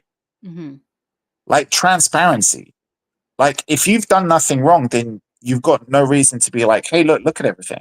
And some people be like, well, let me look through your phone. No, there might be other stuff that I don't want you to know. I still need privacy. No, I no, still no. need You privacy. lost No, me. yes, You yes, lost yes, yes. me. You No, no, lost no, me. no, no. Yes, look, Privacy. listen. There is no damn way. There is no damn way that in a healthy relationship, and we've spoken about this last week, Okay. that you need to know absolutely everything about your other person. Some mystery is good. Yes, but we're Okay. talking about like bathroom habits, like farting. We're talking about like those are things that But should be a mystery. there's still stuff that people might not want you to see. There's still I'm stuff sorry. that I I'm might sorry. not I'm want you sorry. to look Sorry. at. Not, If someone has a problem, if I'm in a relationship with someone and they have a problem with me looking at some secret stuff on their phone, then I have a problem with them looking at what's underneath my clothes because that's more private than anything you can have on your no, phone. okay, I'm let me tell you. sorry. Okay, so hang a second. You know that I work in healthcare, right? Oh, I've don't seen say HIPAA people. stuff. Don't say HIPAA No, violations. no. I'm just telling you some things that I know that people do. I know that there are certain people who, for healthcare reasons, have taken for themselves or for their doctor some pictures that they might not want other people to see, right? And I'm it's sorry. for I send those documentation pictures to purposes. my husband. But no, but you might not What want is your other this? person to be like, I don't want people to see that. The reason why I'm is sorry, before. Damon. When you're in a relationship, especially if you're married, there are no photos. Okay, look. Are you talking about this? How many do you need to store on your phone? Like, what No, kind but of health problems are we like having? so so so in all honesty, right? Like In all honesty, the if reason. look, Damon, if Steven has like a health issue and he's taking parasite poop photos constantly, I want to see because I might have those parasites too. Now it's my health I'm concerned about. Okay, look, if you want to be like that, then okay. But all I'm saying is that there might be some people who still want to have some kind of privacy. You got nothing. And You couldn't even come up with one thing that is so private that is more private than the person who gets to see you nude. no, I was with a patient who had to take some photos, and obviously she, the moment she left, she was like, I need to delete this stuff right now. Now, yeah, obviously, if you're in that situation and you have the awareness, I'm deleting this now, I don't want somebody to see that. That's the person who shares like their photo with guys refer to someone. I have actually, yeah, I've got some fucked up memes that I wouldn't want anyone to see. Dude, Genuinely, sometimes you I gotta do. save them. But you know what? I am in one of those relationships where I can show him all the messed up memes. I've got You a gotta know. WhatsApp group. I've got a WhatsApp group with people I used to play rugby with, Mhm. and we send the most fucked up shit to each other. If Yeah. somebody sees this, I I would be like, oh shit. And I usually don't worry. I usually don't care if I get judged. But some of this stuff, I'd be like, yeah, okay, I'm gonna hang my head in embarrassment. There's some fucked up shit here. I Like mean, nothing illegal, obviously. But But you're gonna be everything on the that's list, borderline. and There's you might stuff be there that, debanked. well, yeah, I'm sure that if the police had a look at it, they'll be like, I need to check if this is illegal, and if it isn't illegal, it should be. Like, but yeah, No. some fucked up stuff. I'm in a bunch of groups with like the most horrible memes, but like I show Stephen that he needs to see these are too good. These are too, if you really love somebody, and I'm going to be real honest with you, if you love somebody and you cannot show them your most messed up memes, you have a relationship problem. Yeah, but see, when you say he needs to see this, I don't know that he does. He does. Because I've seen you doing this, and maybe, and I say this as a friend, maybe you showing him this stuff is kind of like putting him off and pushing him away. Because, I don't want you to feel bad. I'm not trying to give you a stigma, but I've seen the way he looks at you, and he's coming now, and I'm sure I'll see it again. He looks at you like he doesn't quite love you as much as he used to, and I say that as a friend who's concerned. Oh my God. Okay. He's putting on his head thingy, so give him a minute. See, I feel like if you love somebody, you should love getting their messed up memes. I want Gas Mask to become successful and famous. And whatever it is that he does, I want him to write a book and become super famous so that we can have this as a quote, that people get that printed on a t-shirt. If you can't be racist with your lover, just break up. Yes. I mean, it is a beautiful sentiment. Do you agree? Yes. Okay, yeah. I want somebody always to call get him that. Whitey. You should get that line tattooed, right? But get it tattooed in the shape of a swastika. Just so that when you read it, like if you can't be racist with your lover, just have it written as a swastika. That'd be amazing. Please answer this question. What is the most edgiest meme on your? I don't. Ugh. I mean, I have taken some Meme. Yeah. I know. A meme. I haven't taken. Look, he photos has of them in a ADHD while. or something. I feel like his entire phone is pictures of things at Costco and how much they cost. Well, It's things just I may thousands buy and sometimes. thousands of photos of this is what I want. That's and this is because you're spending all his fucking money, bitch. It's true. This is true. Oh my God. It's just pictures of supplements, the fronts and the backs, I Costco got stuff, seminars that I went to. seminar stuff. My God, this is terrible. I don't have any. Is that orange juice? Evidence I don't know on my what's phone going on. currently of horrifying. This is memes. the worst. Yeah, I don't. He has do the that. most boring ass. Like, you're not supposed to save evidence of memes. your degeneracy. Did you send me anything on like the I've Instagrams sent that's you messed stuff. up? Oh yeah. I feel like his Instagram. Well, I do filter it. I don't send you everything, but I do have oh God, a section on your Instagram. Yes. Okay, let's see. So Steve, like Kat has full access to your phone, right? Yes. To look through everything. Yes. She. I mean, I would assume she has, but yeah. So where do you hide your real phone? Oh God. Up my rectum. God.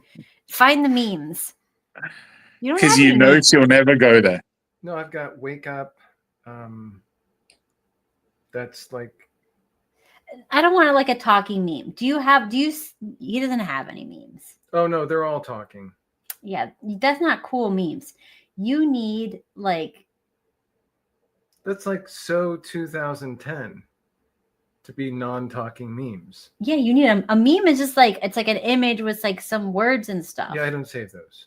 This is so boring. They're all talking memes. It's all like health stuff. It's horrifying, I know. Okay, this is ninjutsu. You have a ninjutsu category. This is embarrassing. I'm like sad.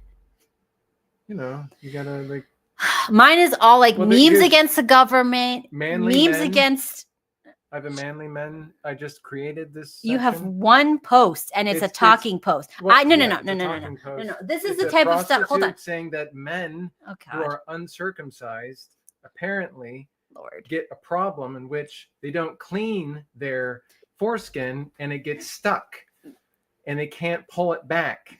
And then she has encountered these individuals and finds it to be absolutely horrifyingly disgusting because of the cheese involved. Very nice. So, dudes, if you got foreskin, clean it. Hold on. This is. I'm just gonna have him react to one of my memes. Why don't you show them? No. This is inappropriate.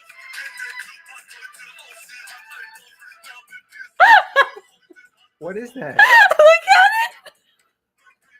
at Is that in Dubai? it. I don't know where this is. So that's one of my meme groups. I don't have anything like that. No. Can you please describe that to what you just saw? Okay, imagine. I think was that a tranny? Was that a man? A It woman? doesn't matter what it A is. human Just describe it. with an ginormous penis head. Yeah. With, I think balls around the neck, Balls around the side of And the head. it's pissing or ejaculating Yeah. across On into a- the crowd. He's on on the the stage. stage. It's like penis head man is on the stage and it's squirting on the It's in the row of the the people that get wet, and they are getting wet. They're getting drenched. Oh, yeah, And their mouths anyways. are open. Okay, and they're- yes. Anyways, that is one of my memes. I Oh don't my have God. anything like that. That's.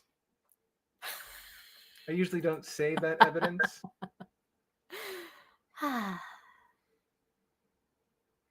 Yeah, this British prostitute, she prefers God. circumcised men. That's nice, honey. Okay. Well, now that we know what turns cat on, Steve, have you given her these golden showers? Have you? What? Have you No, I have No. not actually. No, I No. haven't. What are you thinking about? I No. was thinking like No. we have was it Cat that I did it to that one time, or was it someone else? No, I don't know anyone that's really into that thing, like a pissing contest. Okay, let's move on. This is not the topic of Well, today's show. Kat, you started this. Silencio. What is this? Okay. So we're just No, we're talking saying. about this book. It's a book review. Oh, so you changed the subject again. No, this is a book review. This is dark psychology. Get anyone to do anything. Okay. Get anyone to do anything, Steve. It was written by a Jew. And and when I pointed out that they couldn't get people to not follow this, Whoa, that's not- apparently I'm the bad guy. Well. Okay, no, don't say anything about that. Okay, moving on. So These are not the Jews you're looking for. okay, and now Didn't work. no. Okay, how to tell if someone is trying to manipulate you. So these are the phrases and the tactics that people use when they're trying to manipulate you. Number 1 is guilt. They will say phrases like, "How could you say that? I'm hurt. You don't trust me." Oh, called it. Yes, that's gaslighting. I don't That- even know well- who you are anymore. So What if don't it were- defend what yourself. if it were like No. gas chambering? Okay, What would stop. We're not going back there. Yes, we are. No. Okay. The next one is intimidation. Gaslighting chambers. Okay, stop. Stop. Intimidation. What's the matter? Can't you make a decision? Or do you not have enough confidence to do it yourself? That's intimidation, I guess. I don't really know how that would apply. I can't think of any reason. But okay. The next is appeal to the ego. I can see that you're a smart person. I wouldn't try to put anything past you. How could I? You'd be on to me in a second. That means the person is for sure lying. Or you'd be on top of me. Well, just just ask yourself, like you think you're too stupid to lie? Like, who admits that? I'm too dumb to try lying to you. You're such a genius. You would spot it straight away. God. That's basically what the fuck they're saying. I mean, Okay. The next one is fear. You know, you might lose this whole thing. I sure hope you know what you're doing. I'm telling you that you won't get a better deal anywhere else. This is a lack of making things work out. Why would you're you want never to? gonna find a whore who loves you like I do. You're never gonna find a cheating, duplicitous whore who will be as loyal to you as I've been. It's like, Okay. The next one is curiosity. Look, you only live once. Try it. You can always go back to how things were before. That's what It I might- was told by many men. It might be fun, exciting, a real adventure. You'll never know unless you try.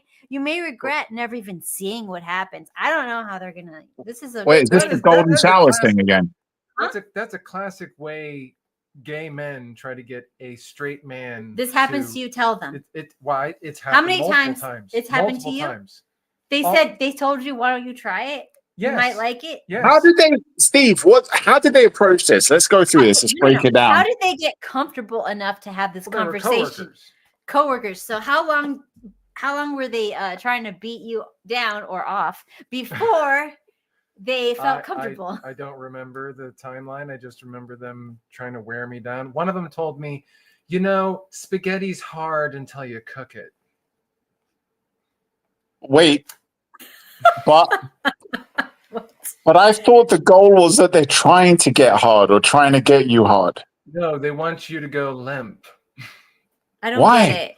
I don't understand. The gay dude is trying to make a straight dude to go limp and go, oh my Oh, I goodness. thought we were talking about.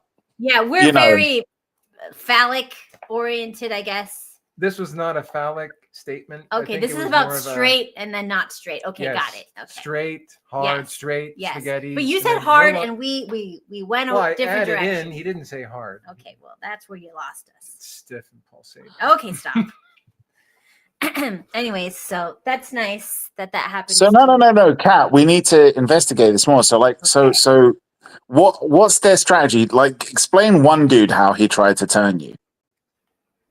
Generally, they just say you should try it. You know, Try just- what? Be on top or bottom? well, they didn't go into details because that scares people away. Like if you talk about that stuff, obviously you're gonna go, hell no, you're not. What are you gonna do? What? No.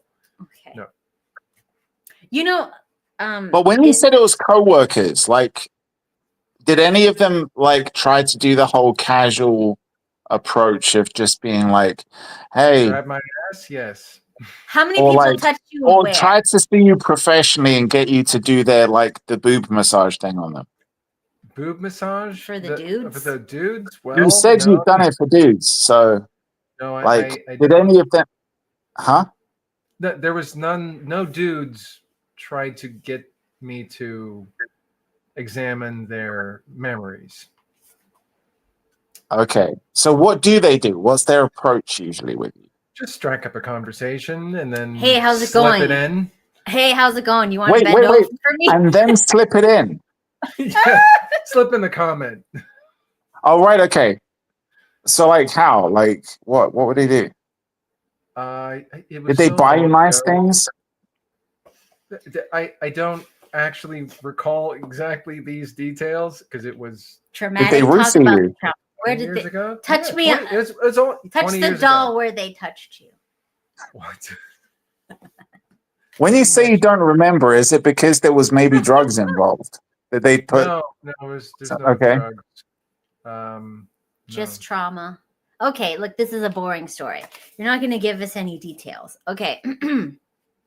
The next way people try Did they to touch you inappropriately, like even on the thigh or something, or on the butt? Well, I mean, there was some, ass grabbing. somebody slapping. grabbed your ass. Dudes do that.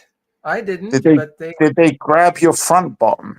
No. They were Okay. respectful. They were afraid of a tall white male that might Lord have mercy. strike back. So Steve's the victim. We need to have a moment. Okay, we've had the moment. Did they I touch would like balls? to Steve next week. Steve on next week's show should have a hashtag Me Too shirt. And Hashtag him too. Yes. don't laugh, Kat, you fucking bitch. This is serious. You heartless witch. Well, actually, You're Believe all laughing at wait.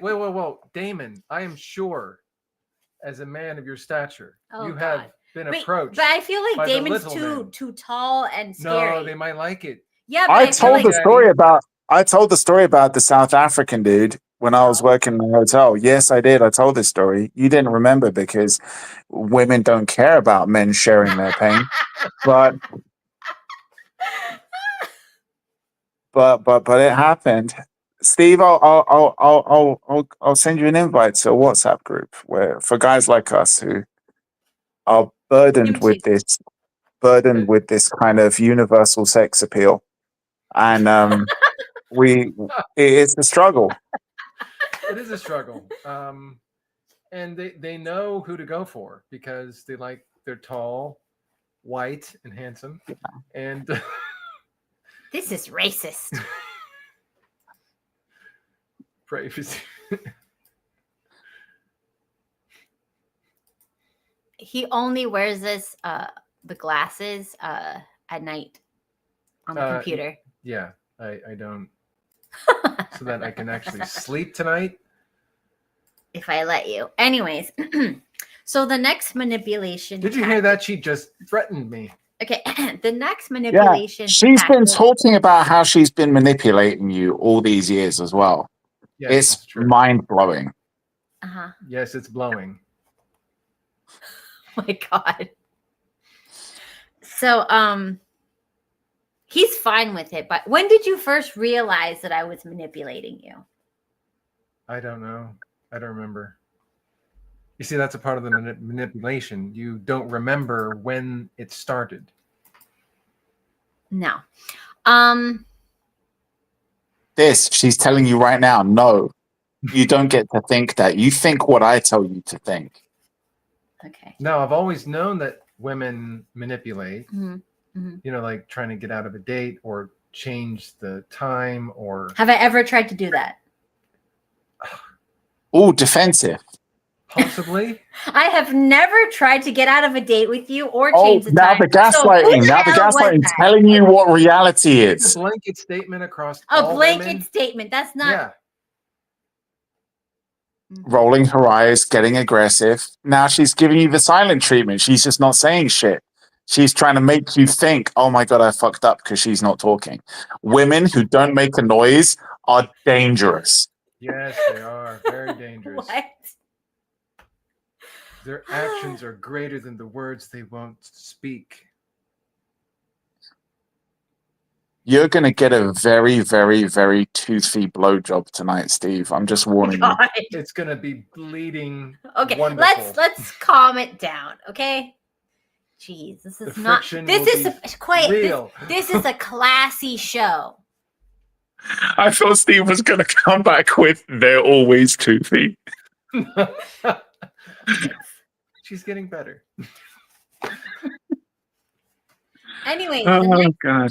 the next manipulation is the desire to be liked. I thought you were a real player. So did everybody else. It's going to be a real disappointment if you don't come through for us. Come on, nobody likes it when a person backs out.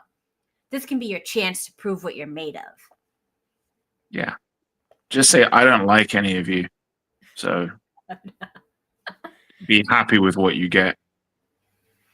The next manipulation is love. If you loved me, you wouldn't question me. But I don't. You would know I have your best interest at heart, and I would never lie to you. You know that deep inside, don't you? Deep inside, yes. Okay, so those are the 9 manipulation tactics. That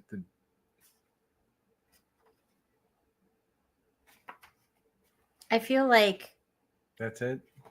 there's a lot more. I only like did this much of the book. Look how much there's way more left. And I'm kind of bored of it. So let's move on.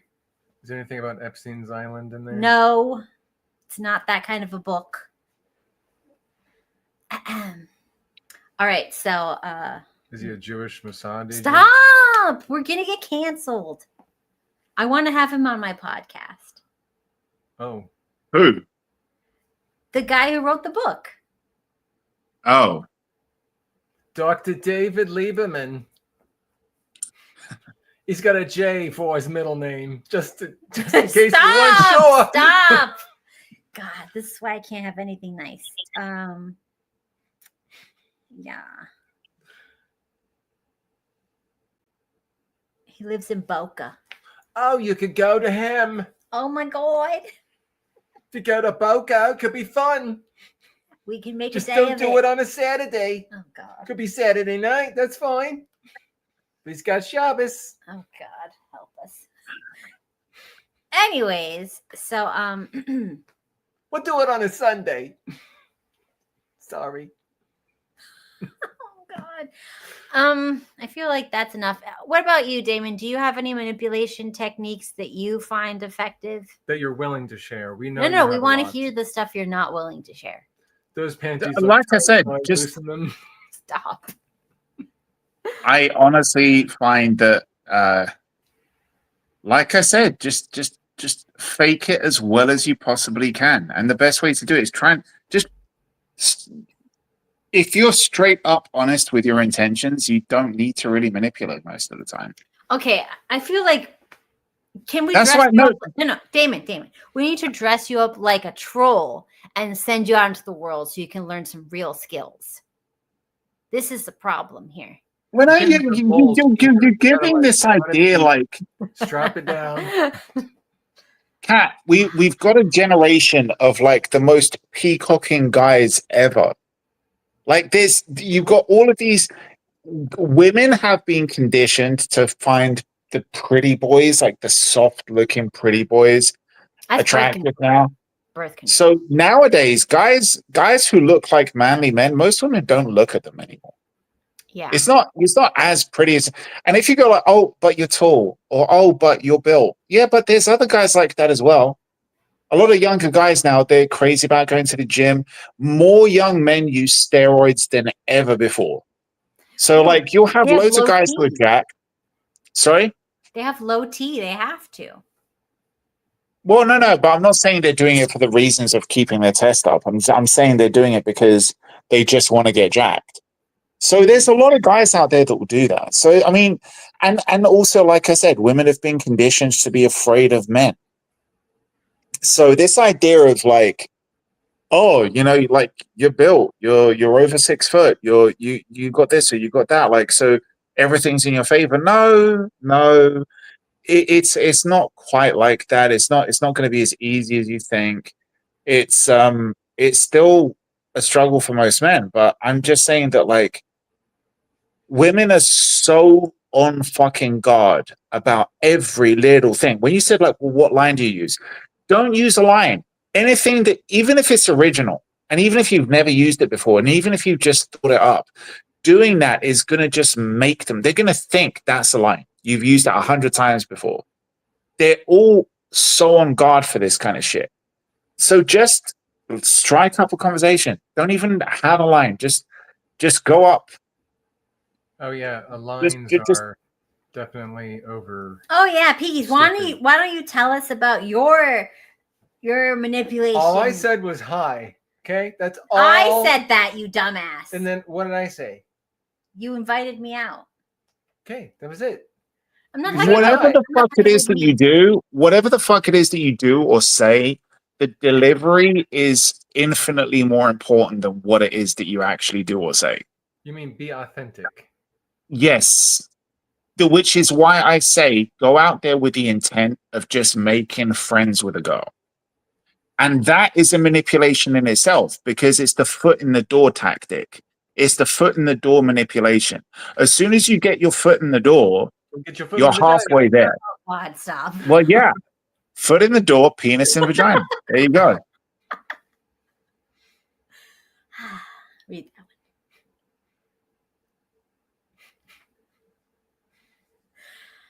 Well, okay. What kind of manipulations? How do you manipulate me? What if you want to get me to do something? What do you do?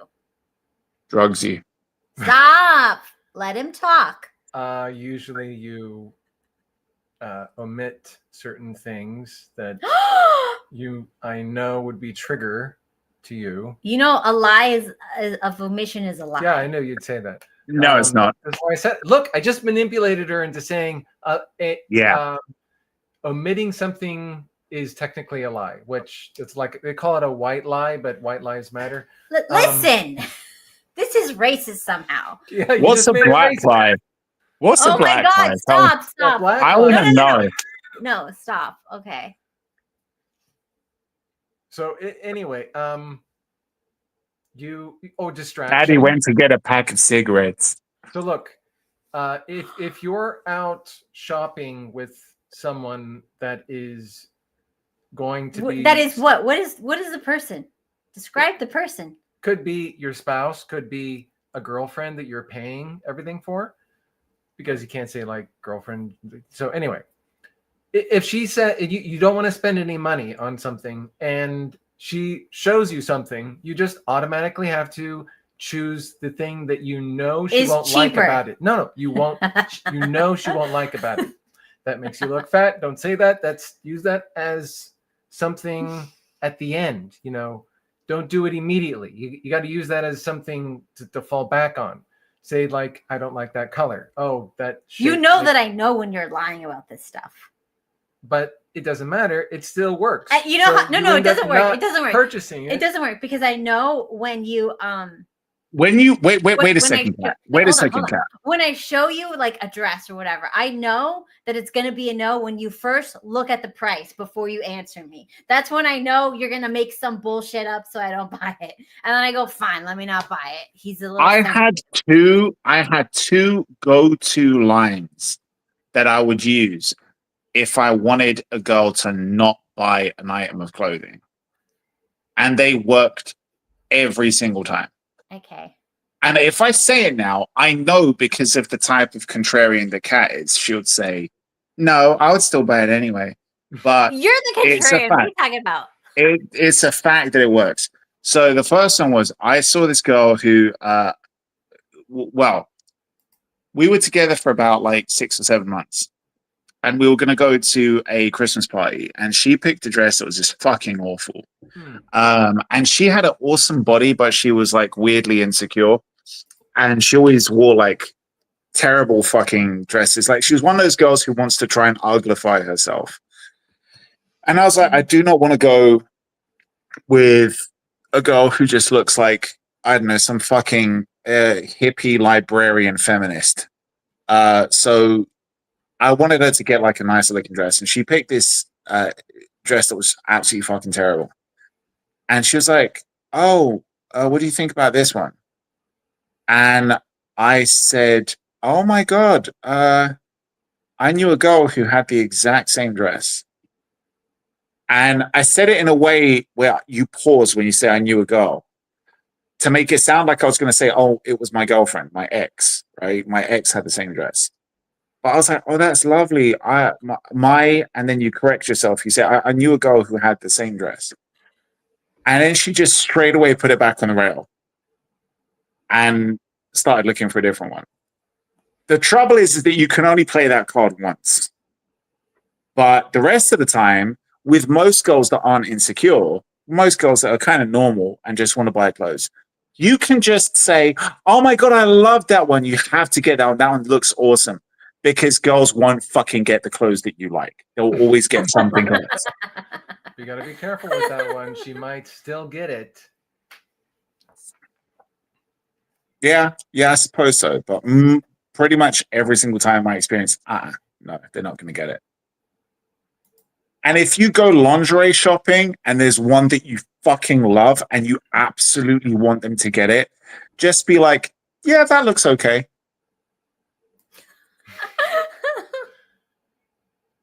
Don't be excited.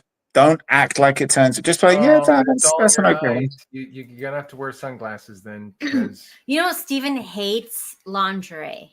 Hates it. it gets in the way of everything. Now, Hates there it. are some women, granted, that do need lingerie. So What do you mean it should need? exist. Yeah, there's this stuff that's wrong. They need to cover up. They need to pull it in, cover it up, lift it, because it's Yeah, flying over the military grade lingerie. Oh my God. So they need lingerie. So I understand that. Victoria's Secret Service.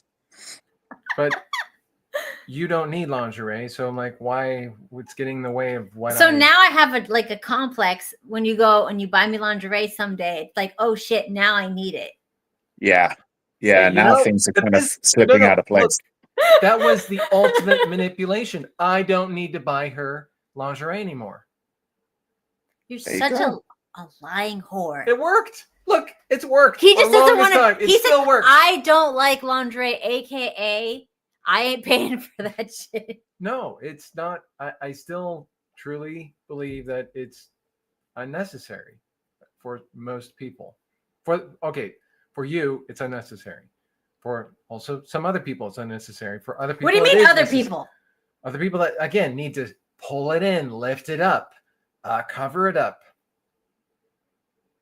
make it look better than what it actually looks. There are women like that, yes. They may have had like 10, 20 kids. Oh my God.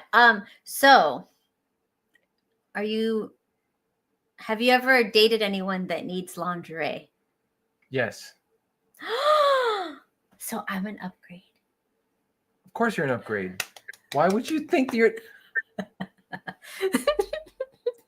You see, the self-esteem is a problem in this one, I guess. Yeah, that was a manipulation. She's pretending like she has self-esteem issues just to milk you for a compliment. So next time she's like, so I'm an upgrade, just be like, barely.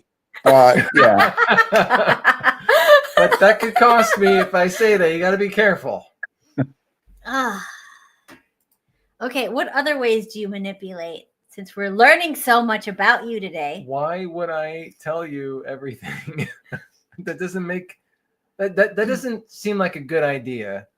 You got to hold your cards close to you. You don't tell me everything. Yes, I do. No, I you have don't. the book right here. You don't only use that. This book. You had other books. And I leave them out on the thing. Yeah, you when we were dating, did you have those books? Yes, I had those books. I think I saw them. I was like, okay, whatever. That's your Steve, fault. did she ever ask you to fetch stuff from the top shelves? Yes. Yeah, she can reach that on her own, lazy bitch. Oh, she can. Most certainly can. I'm gone, and she's... She told us about that. She told us, I ask him those things. I ask him, can you get me this? Can you get me that? But, well... So that he thinks that I'm worth doing things for. But I get approached by people in stores. This is bullshit, Damon. Do you see these other bitches are like They were using very my short. tactic? They're stealing my tactic that I stole off that Jew.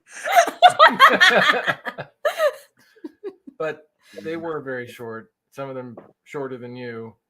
I think, was there any men that asked? They were It hitting might on have you. been- I don't care if they were a short man, they were hitting on you. Well, Just there's asking no way they Steve, could've- can you fetch that thing? And he goes up for it and you're just looking at his ass going, mm-hmm. No, but they could not have reached it. It was top shelf. Not possible for them to reach it. Except with the ladder, they could have found that. But They don't have ladders in grocery stores. so what you're saying is that He wasn't in a grocery store. He was in a porn department, and it was the top shelf porn shit that he couldn't reach. The double-sided the purple one. No, not the studded, the purple one. It's got the vibrating one. Yeah, that one. Okay. Moving on. But there was like an 80-year-old woman that asked me, "Could you please get me?" She still wants it. That dildo from the top shelf. It was what did I get for her the other day? I don't remember. Blood. I Yeah, told you blood. you're not allowed to help To keep- people. To keep her prolapse in. Tall people have this job that No. whenever they're walking around, they No. have to It's true. thing It's off true. of top shelves. I'm sorry, it's always been that way. And you see them like scanning the grocery store to look for a tall person, and they lock eyes and like, can you help me with that? Sure, it's happened to you, Damon. Once I felt so bad because it was like a lovely little old lady. She asked, "Could you get me?" And she looked nervous about asking me because I'd just come from rugby, and I took a boot. I took a boot to the face, and I had like some nasty bruise and a scratch. But she sees me, and I was like, and I kind of smile at her, like, because I kind of felt like I know she probably wants, could you get me that? And she looked like a little bit nervous when I came near. And I'm like, why are you fucking being nervous? I smiled at you. And I'm walking up nicely. So as I'm bringing it closer, she's still looking like nervous around me. So I slid it forward, like just to the edge of the shelf, and I left it. And I go, nope. But then I got it for her anyway. I was like, just joking. And she kind of like, she was okay with it. But I was just like, I could have just been so fucking mean, but that's not in me. Or you could have lifted her up to go get it. Oh, God. I got to do that. Yeah, I got to do that. If it's not Just an old lady. give them your knee. Just climb up on here and get it. God. Or bend down. Just interlock your fingers like you're going to boost them up. Just be like, here you go. And then just lift them really hard. Like do a flip. Okay. Sit them up on the shelf and just leave them there. All right. Do you got any manipulation tactics for when you want to leave something? Want to leave something? Like you want to leave a party. You want to get someone to leave a party. You just start farting. I don't know. Oh my God, Jesus. Why does that have to be disgusting? You God. start feeling sick. Wait, you want them to leave or you want to leave? Depends. Like no, but like which is a different tactic that you use. You just start crop dusting everyone.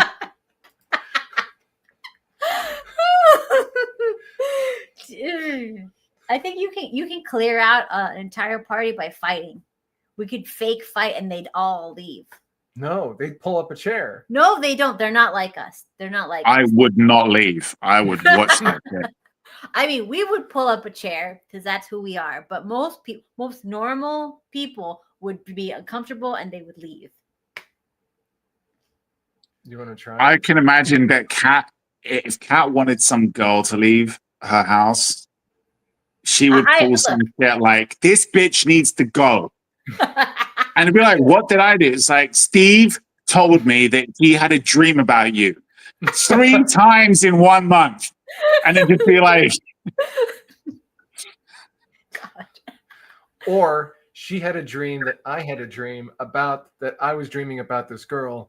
And she's pretty sure that happened. Yeah. I had a girl get angry with me because she had a dream that I cheated on her. This has happened. And she wanted me to apologize for that shit. I'd be like, wait, so I have to apologize? She was like, you should be sorry. I was like, I should be sorry that you had a dream? Like, yes. Like what fucking planet are we living on? Call that poor girl and apologize. How dare you invade her dreams? It's like, this is fucking mad. I was gaslit. I was so gaslit. I nearly apologized. I was like, do I need to apologize? I'm sorry that Dream of me in your mind cheated on you. Like, yes, that's what you're supposed to do. You have to apologize for the thing you never did. Yeah, because you have to apologize for any sort of like attitude adjustment problem that you might have had that would cause the girl to think bad thoughts about you. That's what you need a meme of. You need it needs to be like Malcolm. It needs to be Martin Luther King going, I have a dream, and then a white dude going, I'm sorry. Oh, God. Jesus. Or Malcolm Luther King. Anyways, so all right. Remember we were trying to get that one girl who went kind of nuts out of the house and we couldn't manipulate her out of the house? Which one? There were several. It was the same one. The one that was sleeping around with everyone? Yes. Oh. What other girl were we trying to get out of the house? Message me who this goes. What? Anyway, I don't remember. There was no what other we girl. did. Wait, you Stop. tried to get a girl who was sleeping around with everyone out of your house. Yes. When you say she was sleeping around with everyone, clarify. Every human being. Yeah, and she. Everyone! Everyone. Including this one. I told you about it. I told everybody about it. She said you slept with her as well, Steve? No, No, she no, tried. she tried. She Oh, she tried. tried. Mhm. Oh, was this the footsie girl? Yes. Yes. Oh my god, she keeps getting brought up. Fucking hell. Well, the thing is, I tried to break up with her like several times, but like And you she can't. started begging outside your door. No, and she just shows up like whenever she's in town. Like there's nothing we could do about it. Like, and if you don't let her in, she just starts screaming, and then like it's Like a stray cat. it's just absolutely like Wailing. there's nothing you could do. And she's really good at manipulating people to get let in. So like the security will like let her in everywhere, and it's like ridiculous. You can't get away from her. If and when I visit you one time when I'm over at your place, you have like a spare room that you don't mind getting fucked up. Oh God. And just invite her over for one night. I guarantee you she will never come back. She'll never want to come back. She won't. She will drop you guys as friends. I will fuck her life up. Oh my God. Well, there is a smell issue that our friends mentioned. They had to throw or burn their sheets Yes. because they couldn't get it out. Uh-huh. Several people who did sleep with her have mentioned this to us. So we could set a tent up in the backyard. Oh wait, like bad smell shit. Yeah. Mm-hmm. Oh fuck's sake! No, I may be a heathen, but I do have some. Well, I mean, it is what it is. But anyways. Gross. Why would you let her in your fucking house? I don't want to. And the smell started after they went crazy. So it was like, Yeah, it wasn't Just be original. like, look, I don't come here. You stink. We're not letting you in. Dude. You went to our friend's place and they had to burn their sheets. You smell, you whore. Oh my God. Yeah, it's just one of those things, sometimes when people get like bipolar and they're like manic or depressant or whatever, they get a smell. It's No, possible. she just slept around too many times. And now her vagina's diseased.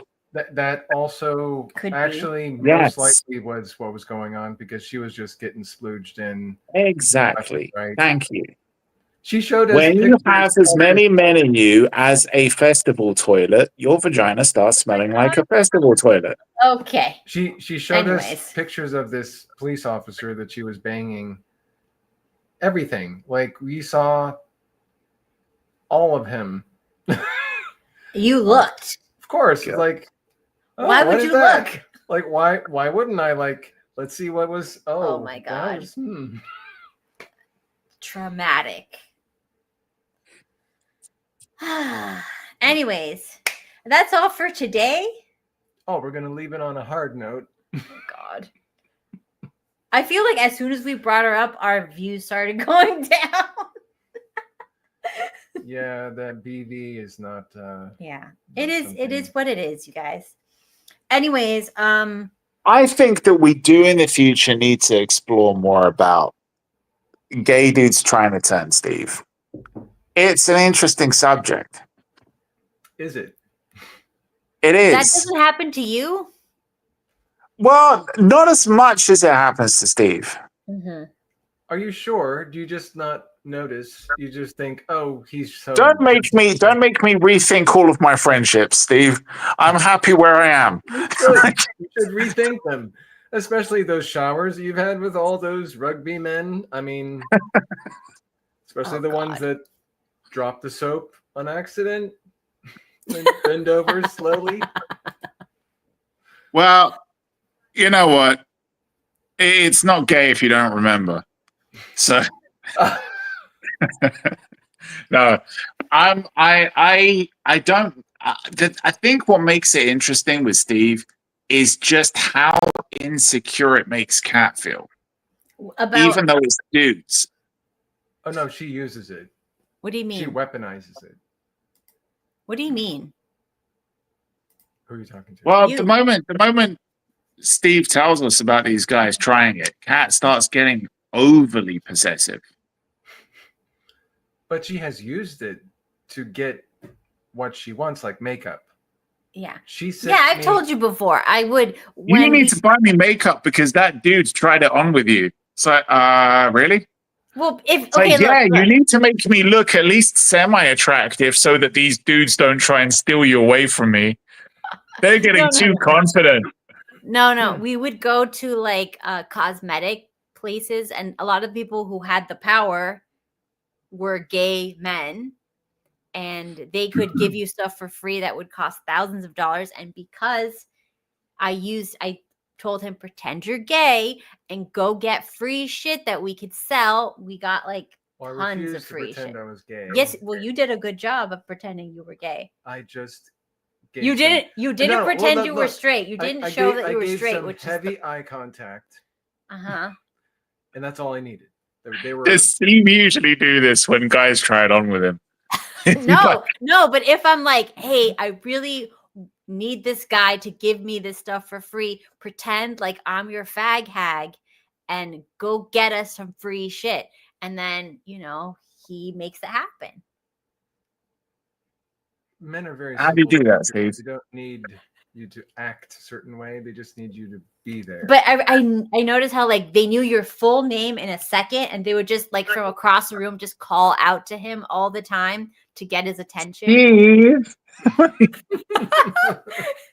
it was like hilarious, and I just like I didn't touch him. I stayed away from him. I'm like we're not like that, whatever. That was a heavy bag. We're not like that, but if you give us free makeup, maybe. Wow, what is this? Anyways, so that's like that's Kat's policy then. what? Steve's gay for Kat's makeup. No, he's gay if we could get financial gain. No, an actor. What do you mean? You just act a part. Yeah. You have to be the part. Mm-hmm. But again, men are simple creatures. We don't need to act. You just need to be. I don't understand what you're saying. Stand in front of them, make a heavy eye contact. That's all they need to know. Let me. All I have to do is act as if they are my opponent in a martial arts. Okay, like stop talking. And I just need to see everything. Listen, Steven actually, listen to me. He actually thinks to hit on someone, he just has to look at them. Men. No. That's what you think about that works for everybody. him. But do you understand how insane that is? You think that you're trying to put your man down now. You're saying that he doesn't have the power to get a guy interested just by him looking. No. I know he does, at least. It's not turning But out very well.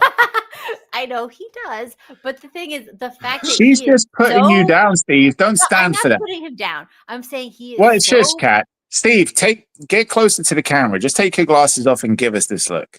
Go on. No, do not look at anybody. Cover your face. Move your hand. Move your hand, woman. Don't let Let's them see. the good. You don't think he can do it. You don't think he can do it. Steve, go for it. Go for it. Hold her hand down. Let's go for it. No. Nobody has. Hang on, Kat. Let's see what he's got. Go on, Steve. Go on. Just pop it on. That doesn't work anymore. I'm sorry. You were a nice toy little boy. Kat, you're hiding gold here, Kat. 2 gold nuggets between my legs. This is why Kat didn't want you taking your glasses off, Steve, because now, going back to Kat's earlier point with the whole manipulation thing, she's the ugly girl in the group. What? Oh, what group? There's 2 people on camera, and Steve just stood up and took a shit on you. I'm just saying, like, that glasses thing, you're making him uglify himself so that you look better looking by comparison. I did not tell him to wear this shirt. No, but you make him wear the glasses, though. It's a comfortable shirt. He wears it. This is from when you See, were young. the minute I said that, Kat starts fixing her hair up, looking all kind of nervous and shit. Don't be upset, Kat. It's okay to be the less good-looking one in the relationship. You don't have to be. Wow.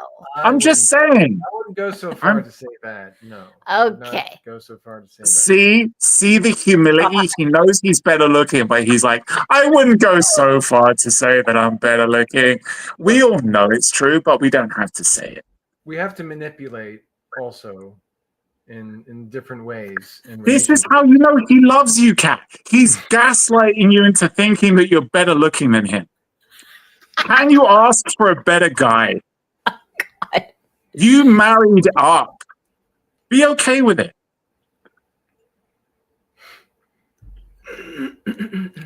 Oh my God, the hatred in her eyes. All right, so I don't know. I got nothing else. Because you just realized your husband's the better manipulator. He's not a good manipulator at all. He made you think that you're the hot chick in the shut up. relationship. Oh my God. Do you have any videos? About what? Don't you have like videos? No, I was just going to do this topic. I'm not doing other topics in the same thing. That's how See, you so go about Kat, this. your whole chat right now of what is it? 5 people, 6 people, all think that your husband is hot. Do you have any songs you want to play? No, I don't want to play any songs. You want me to write a song about you? No. You already have. Kat's going to write a country song about how she left her husband because he was better looking than her. Actually, she has one about I'm too hot for this shit. That's about from your point of view. Yes. Yeah, from my point of view. Mm-hmm. Country song. Yeah.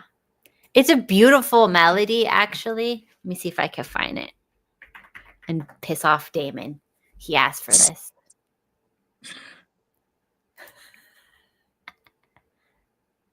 see, here we go. Okay. These are your songs. You know which one it was? Too hot for this Lord. Too hot for this Lord. Let's see. This one. Okay. So this is Steven's song about being super hot and the pain and struggle that being super hot gives to him. Okay. Here we go.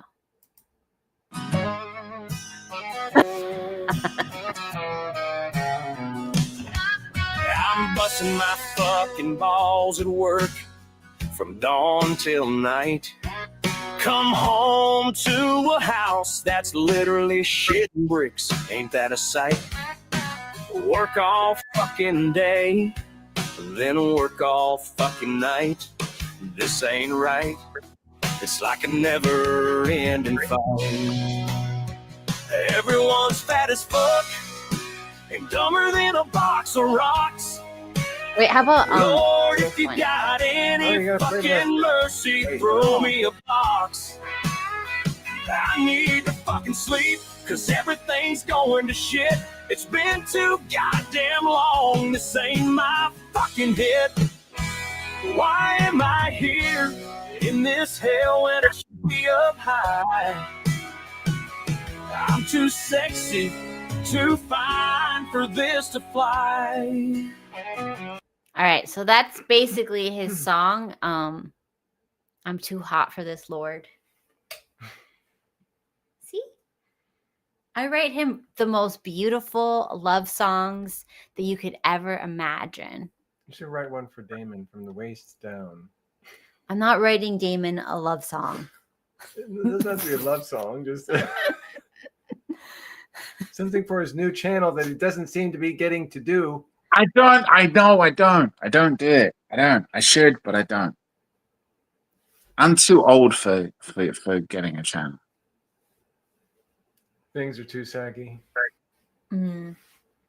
I'm just too. I'm not going to be on the computer that long. Why? What's going to happen? No, it's just I'm out doing other shit. I don't want to come home and then have to be editing shit and uploading shit. And I see what that does to you, Kat. I've never edited. What are you talking about? I do edit my songs, but that's like Yes, you do. that's about it.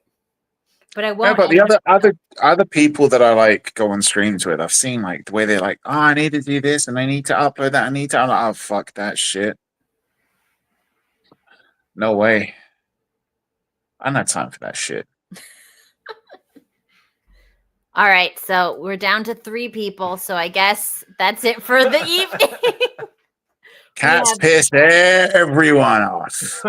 Yeah, so I think Yeah. we lost our full audience today. But You we're gonna can't try be again. presenting yourself as a trad wife and then telling your husband to shut up and not be sexy, Cat. What? Oh my god. So, anyways, I'd like to thank the remaining person in the comments There's 2 more. for tracking for tracking the live viewership, or rather the dead viewership. I prefer men. Well, now the comments are coming. Okay, here we go. Thanks, Ethan. Yeah, thanks for keeping track. Remember that Kat responds to humiliation, so What? that's the best way to get her to put some effort in. How dare On the plus side, she didn't eat on stream today, I don't think. Yes, I ate before. You Thank did? you. Oh, you ate before. Okay, good. Mm-hmm. But she didn't remember to wash her hair. Sorry. Wow.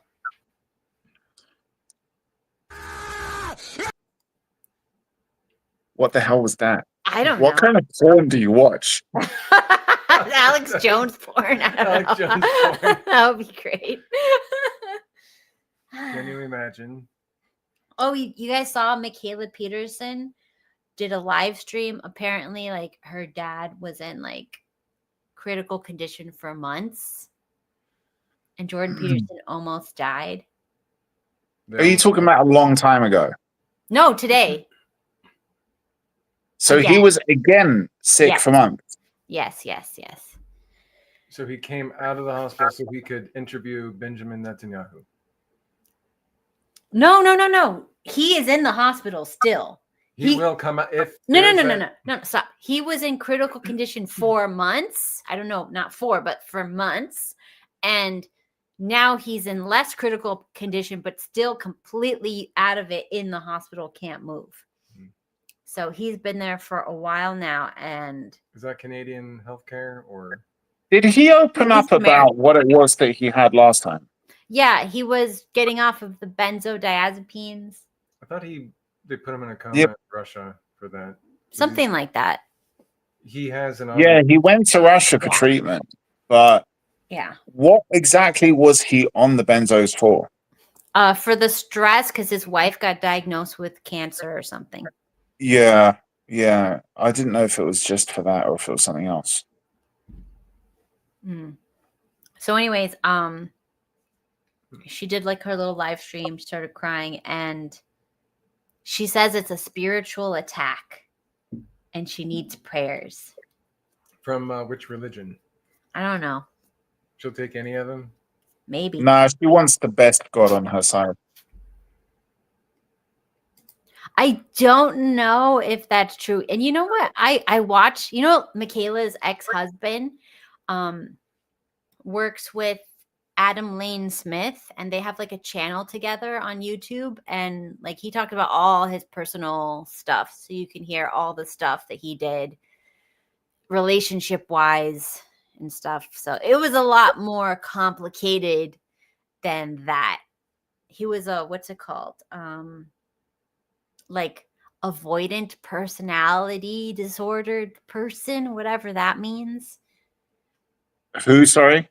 Michaela Ex. Peterson's first, husband. Right. Yeah, so like they had a lot of problems because of that. Jordan's taken a lot of shit for. I'm just looking at the chat where Ethan said that he doesn't believe in Jesus. Jordan's taken a lot of shit for this because he doesn't want to 100% say that he's Christian.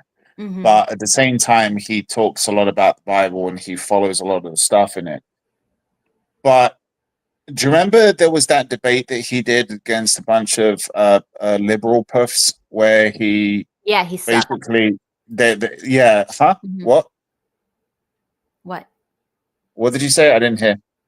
That he was like, I don't know why I'm here. Yeah, so like the people who organized it fucked up because I think they did on the- purpose. they basically kind of tried to sabotage him by presenting him saying like he's a Christian, he's going up against these other guys. And then like so their debate prompt to him wasn't the debate prompt that they used.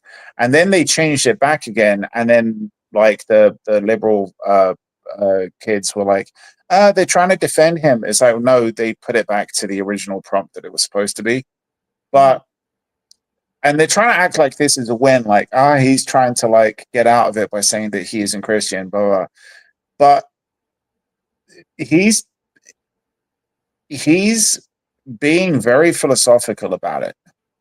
And he's actually, did you hear where he opened up about why he started investigating Christianity, why he started going for that?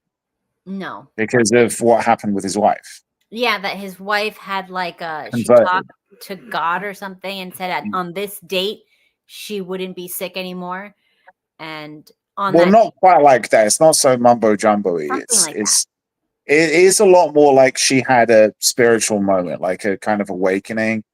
And she had that moment of what she kind of calls spiritual clarity, I guess, where she was just kind of told, like, look, it will all be okay. You don't have to, like, you'll be fine. You'll go home and all this kind of thing. Mm-hmm. So she 100% believes, and she believed that she was saved, right? And him, being educated with not just mental health care, but like, this as well, and understanding what she was going through, knew that there was pretty much no other explanation for it. Now, I work with, among other things, cancer patients as well. Mm-hmm.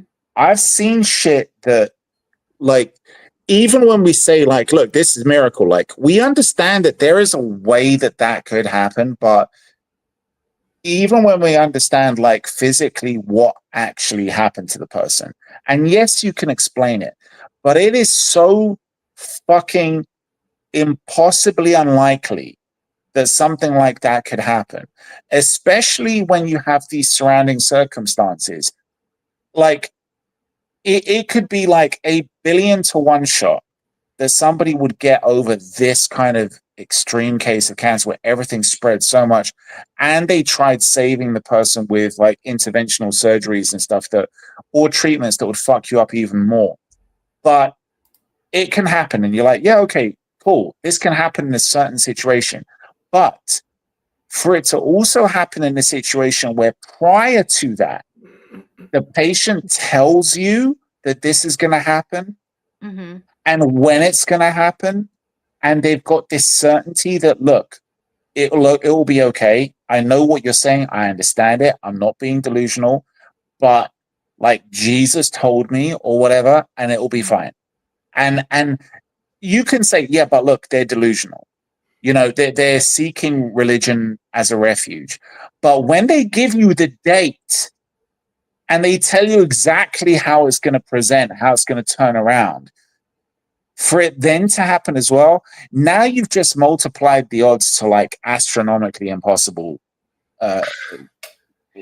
conditions. It's like, it's kind of crazy to think that all of those factors, all of those things would like be hit like time and time again. It's like when people say, like, when they try to talk about like Yeah, and you have mathematicians say this, right?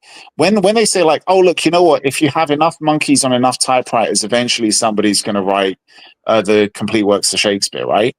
And they try to say, "Well, that's probability. That's like how the odds work, right? Yeah. If you have an infinite amount of typewriters with an infinite amount of and there was a mathematician who basically explained how like, and he wasn't just a mathematician, but he worked within probabilities and other things. He basically said, no, you wouldn't. Because just because you have that scope doesn't mean that it's going to happen. We have this idea of thinking of like, if you have this infinite universes argument, that in one of them this would happen. And it's like, no, just because you give something the opportunity to happen doesn't guarantee that it will, even if it's infinite. So just because you say there is no limitation doesn't mean that every single permutation of every single chain of events is going to come to pass. That isn't how it works. So when you understand probabilities in that sense, that's when you realize why some people come forward and say, look, this is a miracle. But I can understand why Jordan would be like, what happened to my wife is something that I need to consider and think about. So he came to Christianity out of that. And he started investigating it and he followed his journey through it. And because he started talking about it, a lot of people are like, he's a born again Christian.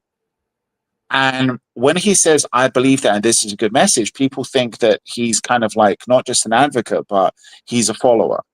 And they tried to, when he then said that he's not after that debate, these kids came forward and said, well, you're just a pussy. Like, put your feet on the ground, like pick a side so that we can attack you. Because we can't really debate you because your defense is, well, I'm not saying that I'm a Christian, though.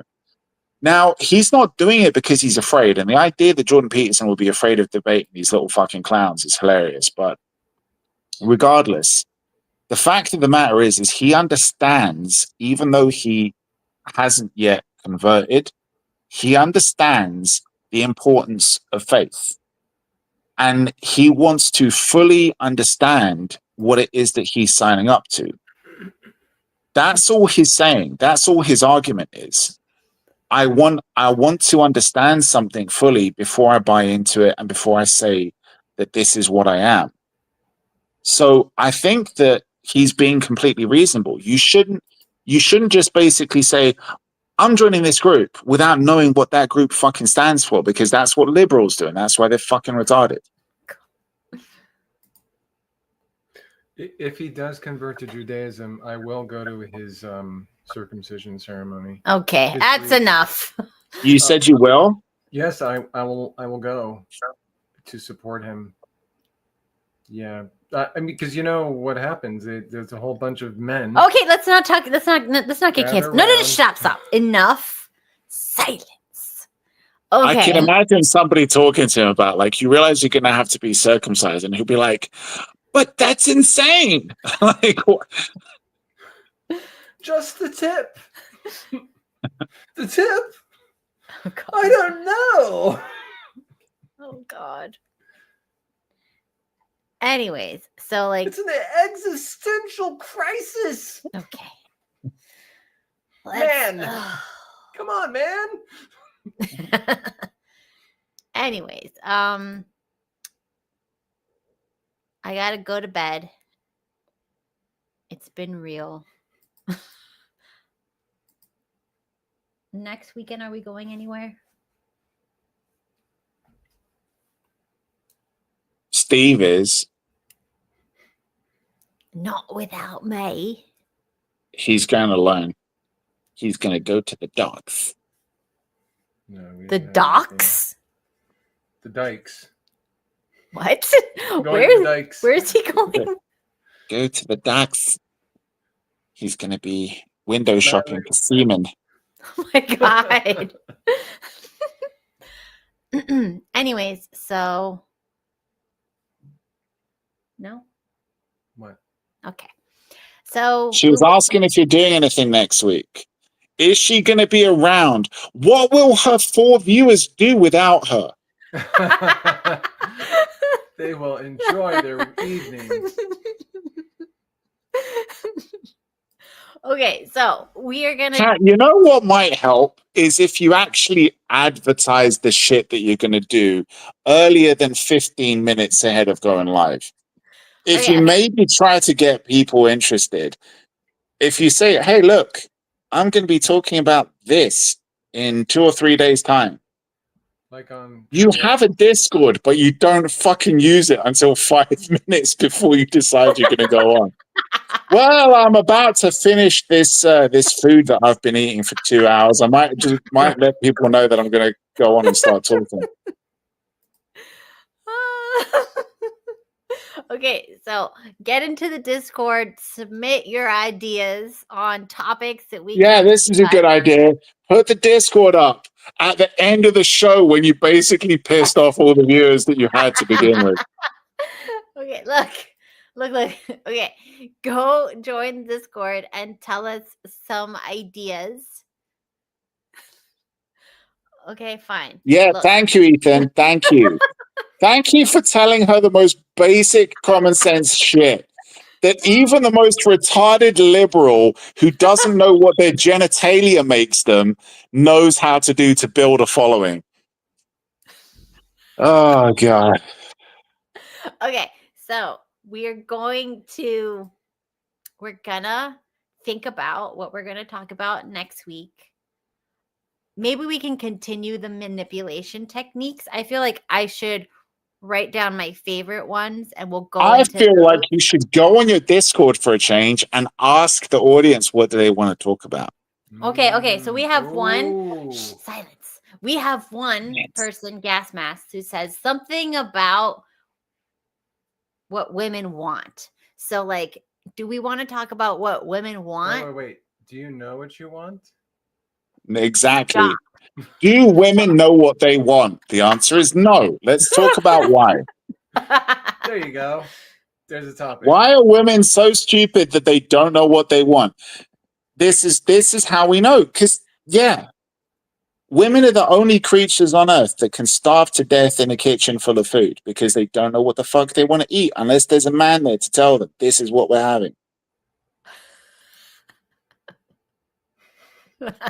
Exactly. Thank you, the new next. I told Kat that people want to talk about how her husband is more successful with men than she is. But Wait. she Hold doesn't on. want to talk about that. What do I want in a woman? In my future girlfriend? The penis. Oh, what if your If future I was a girlfriend- dude. If you were a dude? Is it if I was a dude, how I would pick a girl? 'Cause Well, we could do that. She would Wait, pick a so girl. yeah. Stop it! What she did. Silence. You're not allowed to say vulgar, disgusting things. A male chicken? If you identified as a man, Kat, what would your name be? She's smiling already. She likes this. This Hold is the on, hold topic on. that we're going to talk about. Hold on. What would I call myself as a dude? Because Well, I you would got- She be called herself something weird like Christian. Or Jew. no, stop. I think if I was a dude, I would want to be like a big, scary, tall Persian. You want to be like Damon? Stop. He's not Persian. Oh, Hairy A dude. tall, dark, and handsome. Yeah, I want to be like Hairy dude? Would you have Yeah. a beard? Would you have a beard? Oh yeah. I want to have a beard, And eyeliner. an eyeliner, guy liner, and like Why black, guy liner? jet black hair, and like a big hairy chest. Are and you stuff. describing the Assassin's Creed I don't Viking watch that. Valhalla? I don't watch that, Steven. That's your porn. I'm not into that. Anyways, no, I would be Persian, not Jewish. I'm picturing this dude with Steven. How would that look?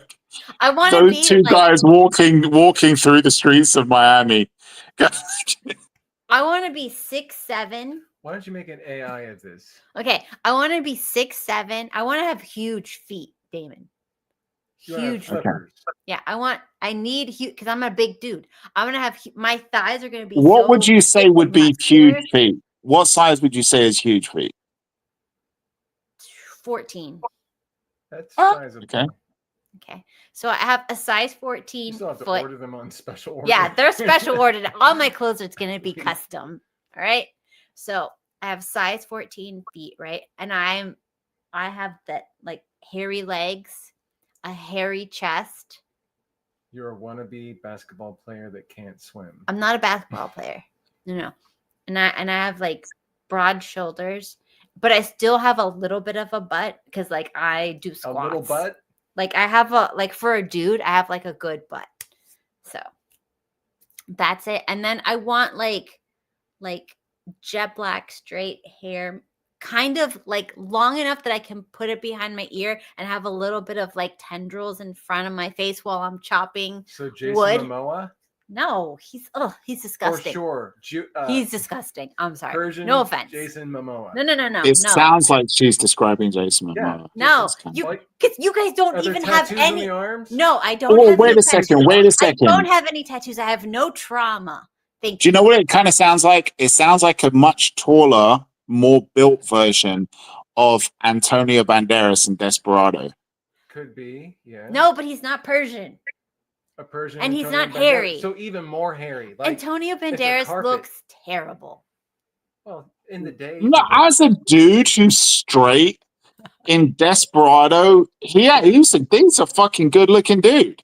I'm so glad you prefaced that. Assassins?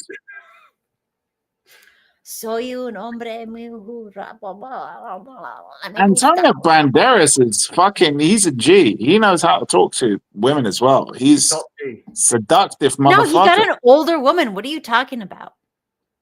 No, I'm talking about in the movies. You watch the movies, him on screen. He's like, there's some guys who they've When got that somebody fucking gave him the words. charisma. What? When someone gives him the words, he has charisma. Yes. No, it's how like I said, it's about the delivery. It ain't about the words. Mhm. Okay. It's just like Even when he's older, he's still got it. He was in one of those movies, one of those Expendables films, and he was like talking to that bitch from the UFC. And the way he fucking sweet talked that girl from the UFC, I forget her name now, the chick who got beaten one time and had just lost all her confidence and then retired. The judo chick. But yeah, like he's a suave motherfucker. What's your problem with him? You just hate him because he's Mexican, don't you? You're racist. Could be.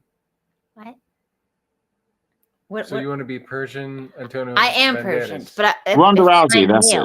male. No, disgusting. I want to be a dude's dude. I want to be like the king of dudes.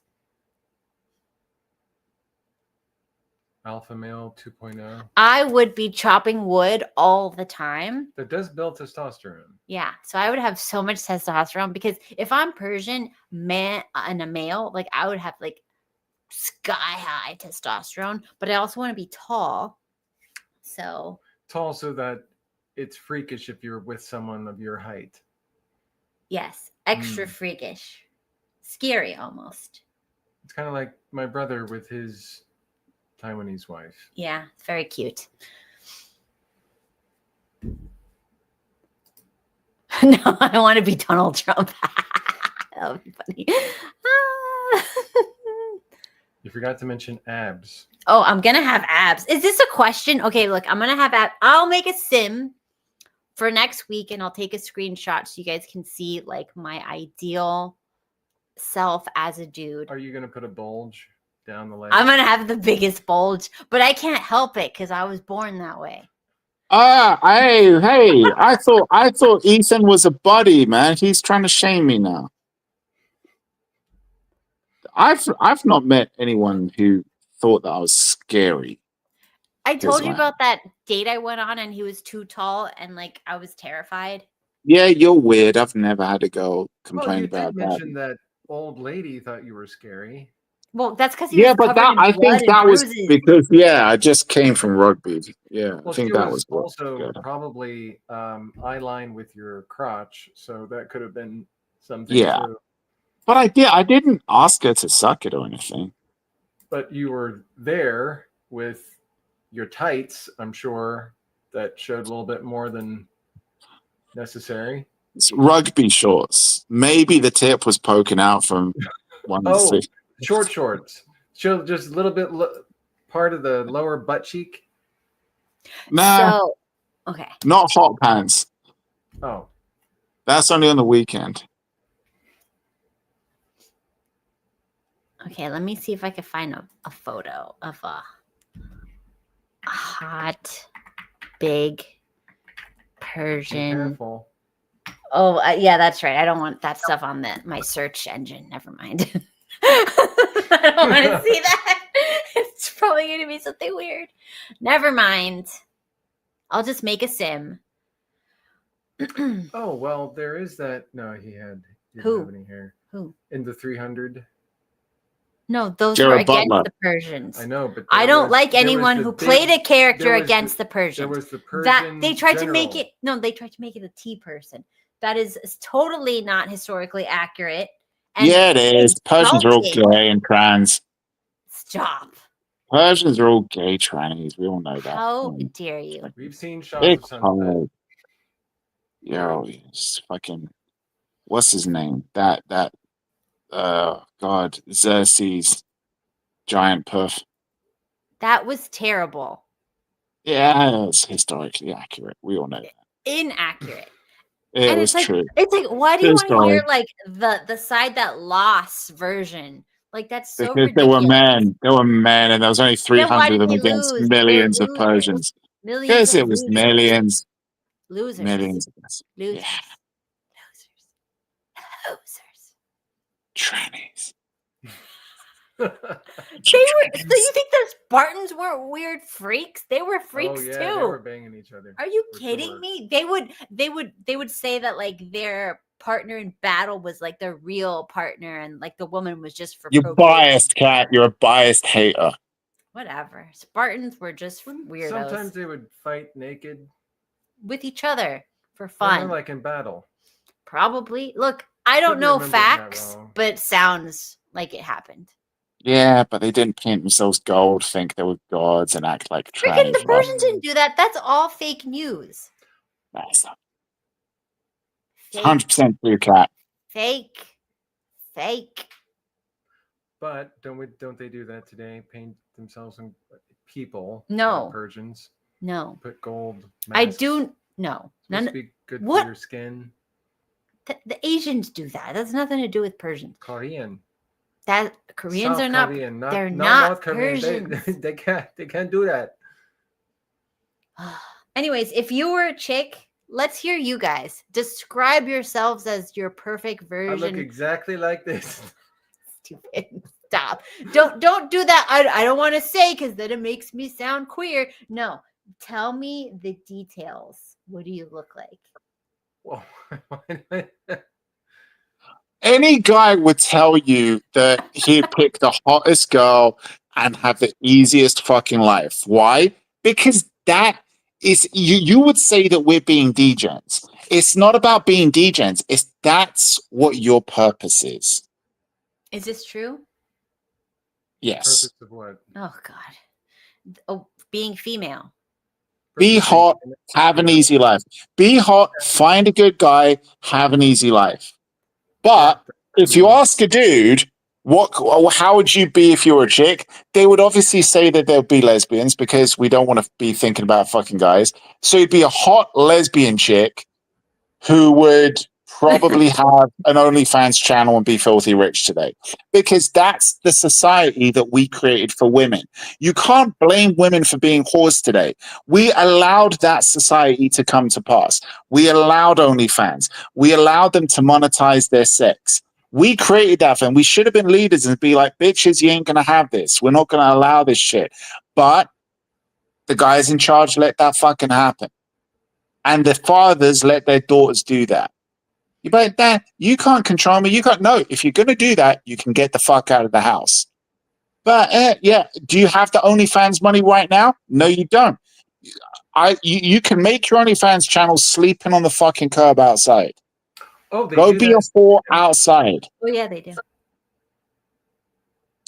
It's Yeah, but very that's the thing. Like you're dead to the family when that happens. So yeah, if fathers are going to let their girls do that, then that's on them. But that's the society that we've created, and now you want to blame the women for it.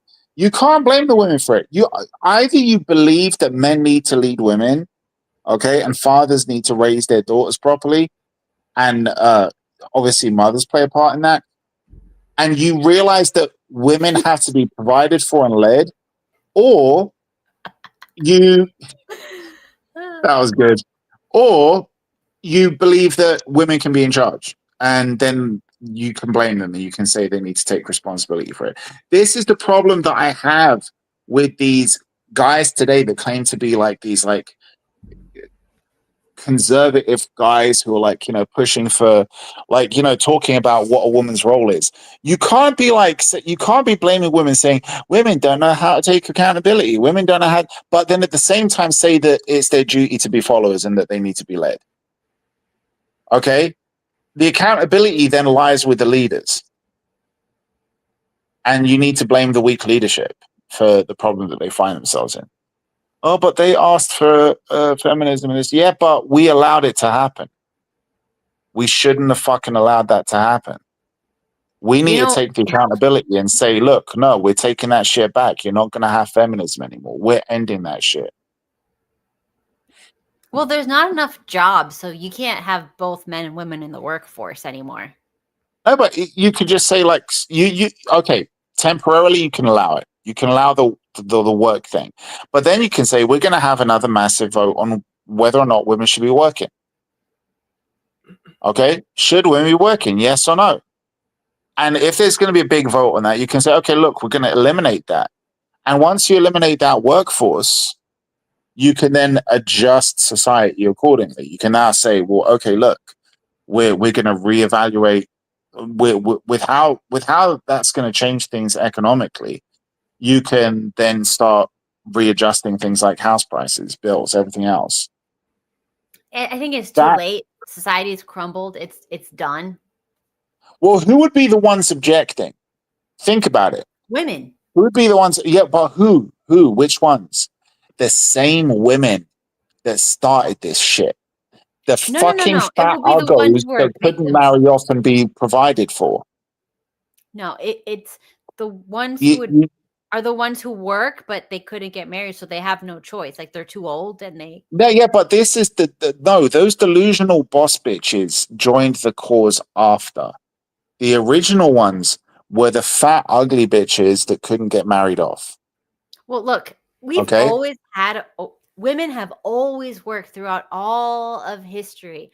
The oldest profession was done by women mostly.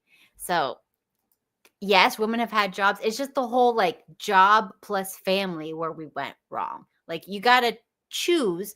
And when you choose, you got to be satisfied with that. That's all. Yeah, see, this idea of you need a job that is a vocation, right? You need a job that's fulfilling. Like you need that like job fulfillment. You need something that makes you happy, right? That only started when women came into the workforce. Men understood that you don't find yourself at work. Okay? Men understood that shit. But women came in and women started fucking everything up. Because that's when all that shit started. Sorry? They told women with TV, movies, propaganda machine, you will never be satisfied being a wife and mother. You will only be satisfied by having a good career. Your career will be there. Your children will leave you. Your husband will leave you, but your career is forever. That's what they told them. This was the problem, though, with them not knowing what the fuck it was that they were voting for, right?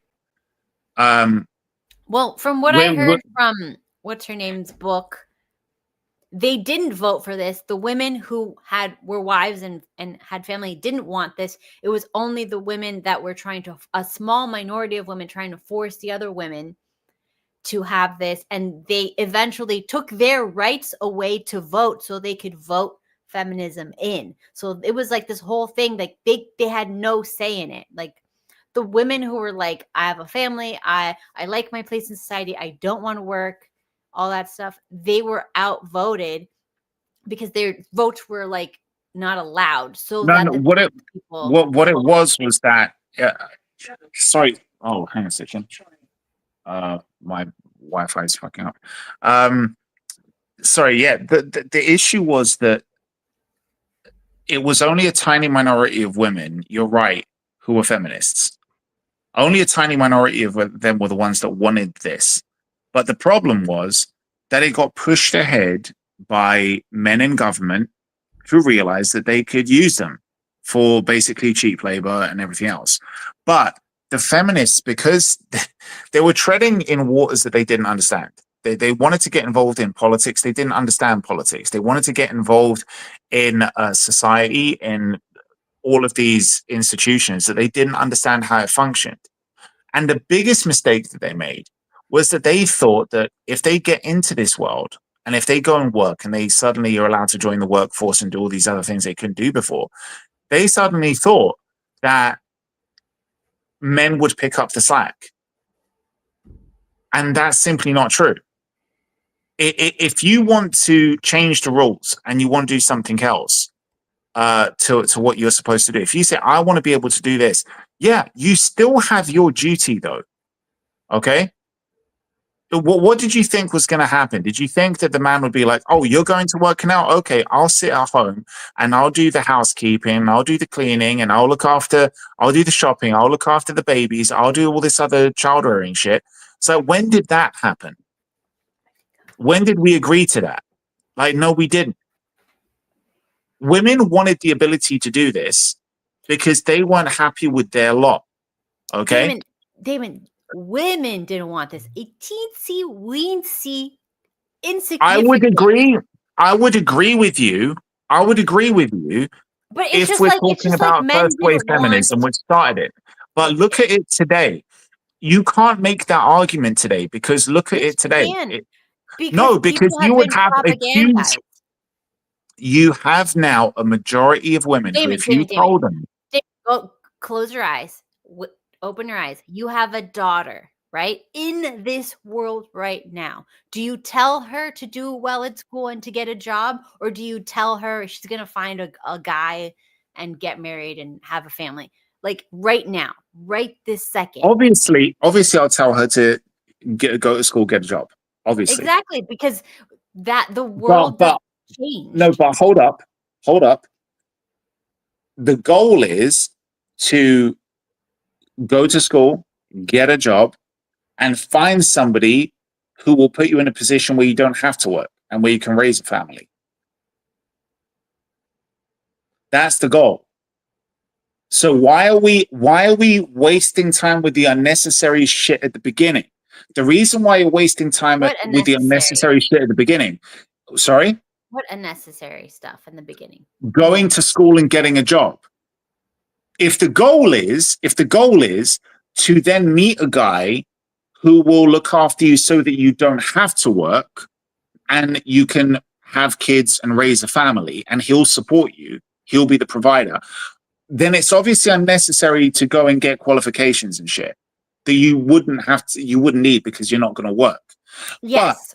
But the reason why we say you do that stuff is because in today's society, the way we judge people is what kind of guy is going to want to marry a girl and keep her at home and have her raise kids and be the housekeeper. What kind of guy is going to want to marry her if he thinks you haven't been to school and you haven't even, like, you're not educated? Being educated is one of the qualities that we expect because that's the standard. But it's a standard that we wouldn't have to need if we went back to the whole scenario of that's not a woman's place and that's not a woman's job. Yes, but a woman doesn't need to work. A woman doesn't need to have a job. Sorry? You realize that if men just made it like very blaringly obvious that they do not care about women's careers. But the problem is, I know men that will go, oh, well, she has to have a good career, or she has to, have a master's, or she has to have this, or she has to have that, because they're like, she's supposed to be my partner. because that's how they were indoctrinated, to think that women are just tiny men. Yeah, but those are stupid men. But that's Tho- most men. those- That's most Well, men. yeah, I understand it. But listen, what I'm saying is, a lot of people think, hey, everything's too expensive. You can't take half the population and say we're going to take them out of work. L- Listen to economists talking about that. It's not very difficult. If you make it the standard that only 50% of the population are going to work, right? And if you make it the standard, if we go back to the times where we say, hey, look, the ugly chick who doesn't get married, she has to grow old with the family. She's going to look after the mum and dad, right? When they're older. But the hot one, if there's a bunch of sisters, the hot one's going to get married off, hopefully to a wealthy guy who's going to provide for them. And he might be able to look after the rest of the family, her family as well, right? If we make it the standard that women aren't allowed to work, your economy is going to shift. Things are going to change. Based on the GDP, based on taxes, based on everything else. Things will be made more affordable for households where you have one person earning a paycheck, right? It will adjust. You'll have that adjustment made. In the same way, how we doubled the price on everything when women were allowed into the workforce. So that isn't very difficult. The real problem is you would have to ask people to agree to that. Are we going to make it so that women aren't allowed in the workplace? If you had that vote today, how do you think women would vote? Forget about men. How do you think women would vote? Do you think they'll say, we're not working? I don't think anyone would vote women can't work. I don't think there's Exactly. So nobody your would do that. argument earlier to say women didn't want that. Well, most women didn't want that. It was a minority of women. No. They didn't want the right to vote. It's not that they didn't want to work, because they always had that right. So you can't vote for something you already have. That's off the table. Women have always had the option to work. It's the voting. Once they could vote, now you can. This is the most easily manipulated population. Let's go for that now. So now the people in power can, half the most easily manipulated population they can manipulate, because men will look at it from, actually, even property, if non-property owning men should not vote. It should only be one person per household and you own property. I don't think let's go and ask you. doing it. Let's go and ask you right now. Same question about that though. If you had a vote today to say, should women have the right to vote? How do you think women would vote? They would vote for it because they've been indoctrinated that men are evil. But I'm telling you, the same thing applies both ways.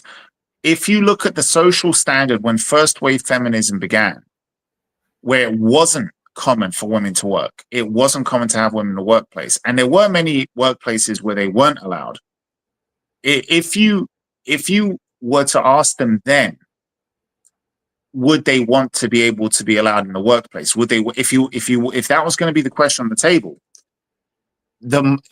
it was uncommon for women to want to work. So most of them would say, no, we don't want to work, right? But it got pushed through to make it common. And if you were going to ask them, did they want the right to vote? You're correct. Back then, only a minority wanted the right to vote. But like you said, in both cases, they've been gaslit. They've been indoctrinated to think, we want this, we want this, we want this. So if you had that vote today, women would say, no, we want to work. And also, we want to have the right to vote.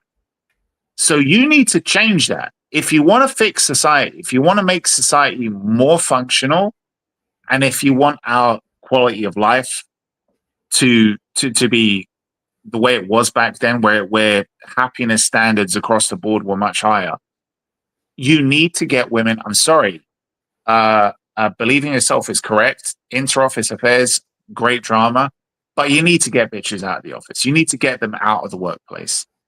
And you very easily could make great strides in that direction, because just look at the places where they work and look at how none of it functions properly. Or, What? Sorry? I don't know. What? I don't know what this is. Oh, you guys aren't. I don't know. But yeah, like you had to lower standards across the board Mhm. to have women compete in the workplace. And it's not just women's fault, it's also migrant workers who are shit. But yeah, just get them out, have everything merit based again, have them at home, have them be happy, have them like do what they were born to do. Like Well, okay, excel but at the stuff that you're good at. you have to also remember that. Okay, what is this? What are you guys doing? Jesus. Anyways, so you know how like what was I gonna say?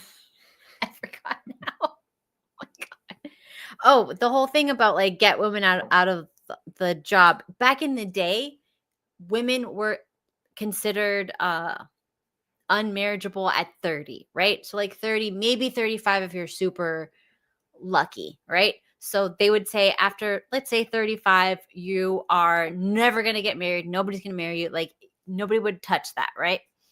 But what people don't understand is that men were also considered unmarriageable if they didn't make enough money to provide for a woman and children. So most men in the past did not afford a family. That was only a blip in the system where a majority of men were able to do. But throughout history, it was 40% of men will never have children, will never have a wife because they cannot afford it. Like, let's say half of men could not afford it. And there would be, I think it was like 20% of women would never get married or have kids. Yeah, but right? this is very easily solved, Kat. This look, you're talking about problems that are actually very easy to solve.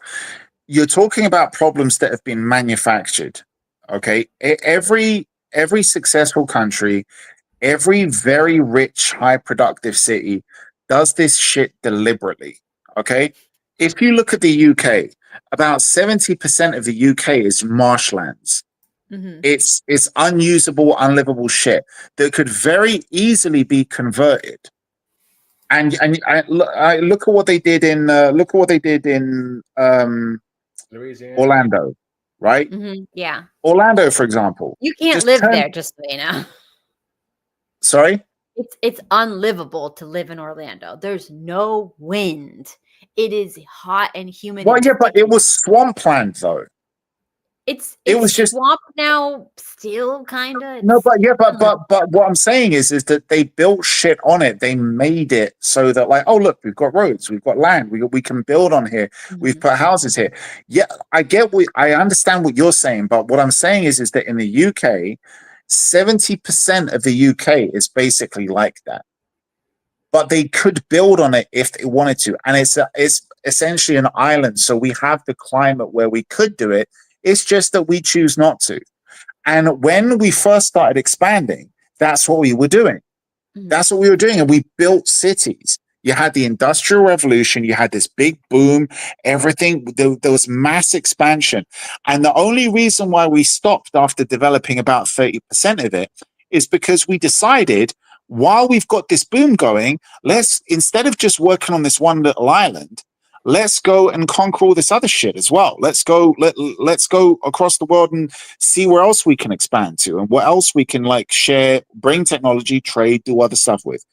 But the problem is that all of a sudden, with how twisted our government became, and I love capitalism, but you need to keep your government in check if you want to be capitalist, because they're going to decide that they're going to make the quick buck instead of thinking about the good of the country for themselves, and they're going to sell the country out. And if you don't still have an agreement that if you're unhappy with your prime minister or with your leadership or the party that's in power, if you're going to remove the ability of the people to say we're going to hold them accountable, cut their heads off, put them on spikes outside Parliament, so that the next fuckers who come in there learn what's going to happen to them if they're going to be traitorous, then there's no incentive for these people to do a good job, right? Now, the British had the most amazing punishments for the cunts that were in power. We built all kinds of torturous devices, which were wonderful, pure nightmare fuel. But we stopped using it. Why? Because we became civilized. Who made us think that we became civilized? Oh, the motherfuckers in power. They're the ones who said, no, we need to be civil. We can't be punishing people and torturing people. Oh, what people? Oh, you mean you fuckers? You fuckers are the ones that we can't punish. And in the 1990s, it all came to fruition when somebody said that we don't have treason laws anymore. And when you think that the UK doesn't have capital punishment, up until the 1990s, we still did have capital punishment for one thing, treason. And I think slightly earlier for another thing as well, which was piracy, but that was like a hungover law, right? But that was like for actual pirates, not for like copying digital media and shit like that. But when we decided that we were going to get rid of treason laws, that's when you saw our parliament went to shit. Because who are you going to use those against, really? You're not going to use it against some migrants who do terror attacks. Then nobody gives a shit about them. You lock them up or you deport them or whatever. But you could bring them against members of parliament. You could bring them against your own leadership for selling your country out. So the moment we got rid of that, and the moment we got rid of capital punishment for it, that's when you see us making the most spectacularly retarded policies that go against the good of our country. But if you look at America and if you look at Britain, you see the same thing happening in cities. You've got a few major overpopulated cities where nobody can afford to fucking live. People are doing jobs. If you're in some kind of service industry, for example, you have people working in hotels they could never afford to stay at. People working in restaurants they could never afford to eat at. People working in neighborhoods that they can't afford to buy a house in. That's what's going on in London right now. 90-something% of the people working in central London will never be able to afford a house near their workplace. Okay? Why? Yeah. A combination of factors. Yeah, exactly. This is why I'm saying it affects America as well as the UK. Now, if you were to make 2 small changes or 3 small changes, you could end that straight away. The first reason, which doesn't necessarily apply to America, but in some states and cities it does, but it's prevalent in the UK. If you look at the UK's biggest cities, the first thing is you're bringing in migrants, you're allowing legal and illegal immigrants into the country, and you're housing them in council houses in the city centre. London used to be the working capital of the world.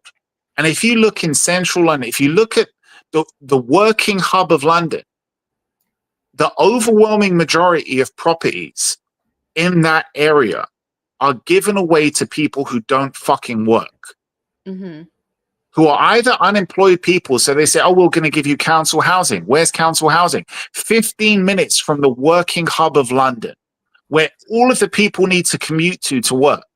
And we're going to put unemployed, lazy, benefit-scrounging scum, the leeches of humanity, absolute human dog shit, get to live there. You need to cull all of them. Get them all out, put them somewhere else, put them way outside of London. Because these people don't work. They're dead weight. You need to trim the fat off, okay? And the other people that get to live there are the illegal migrants. Why? Why are you putting them there? They don't want to work. So why are you putting them there? They're not going to work. They're not going to pay tax. Put them somewhere else. If you're going to let them into the country, put them somewhere else. So the solution would be you take these people who say, I can't find a job, and you take the illegal migrants who say, I want to live here. And you say, okay, your job is to develop the 70% of the marshlands into a livable area. So we're going to put you in construction. And this is how you're going to start the expansion of the country again. And you could do that in the US as well. Okay? You know, put these people to work to expand, build new towns, build new cities. That can be your job, right? And you can live there after you've built yourself a house. But you need to expand. because you can't just keep allowing tens of thousands of people, or in some cases, over hundreds of thousands of people into your country every year and say, we're just going to think that this migrant problem is going to take care of itself. You need to build more. You need to expand. And that's going to create those extra jobs.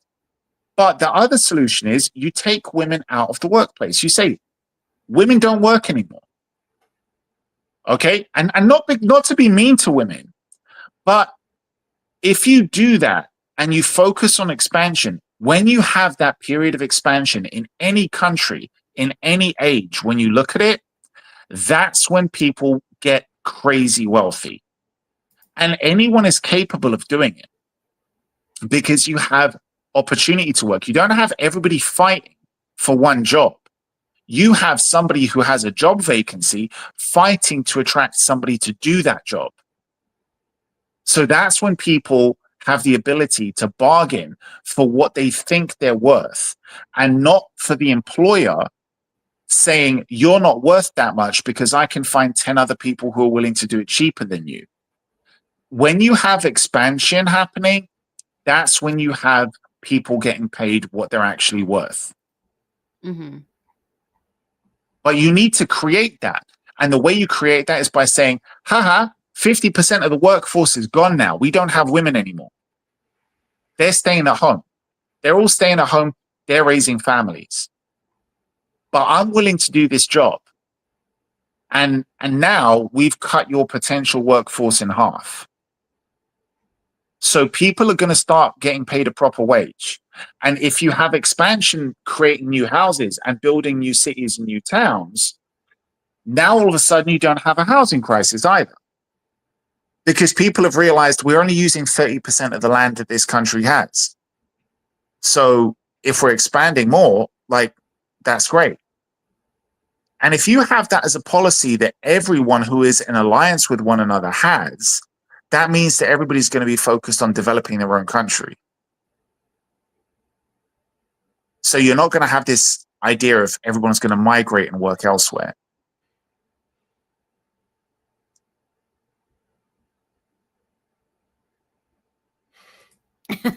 So you're going to be voted Prime Minister and King of Britain. You have to fix Fuck everything. no, they would kill me if I said this. Anyone who actually starts saying this stuff ends up dead. Well, it is what it is. It's the end. You can't. Everybody who tries to get into politics knows what the fix is, but the moment they get into politics, they get told why they can't do it. That's why anyone who gets close to power, this is why if you look at Nigel Farage, the guy who started the Reform Party, he was the one who was saying what we're going to do with migrant workers and how we need to stop migration, how we're going to do this, how we're going to, all of the policies, great. And the closer he got to the power, the more he started turning back on everything. Why? Because he knew what was going to happen to him if he actually did that stuff. Trump is the one who stuck to his guns. And look at how many times they tried to delete him.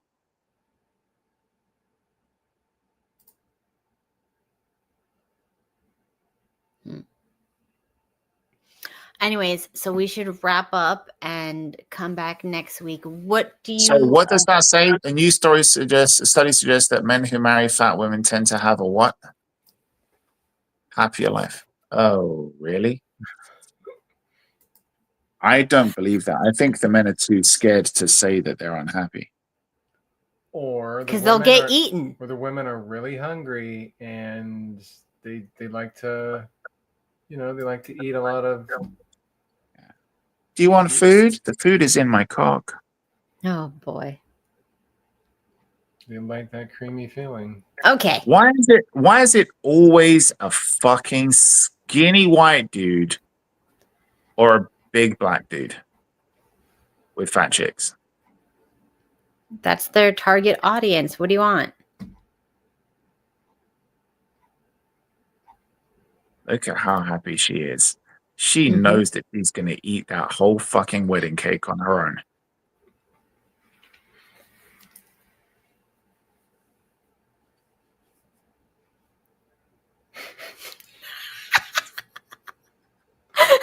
Isn't there somebody that died from a Yes, partner somebody spark? died because their partner hotboxed them, and apparently they lost too much oxygen and died.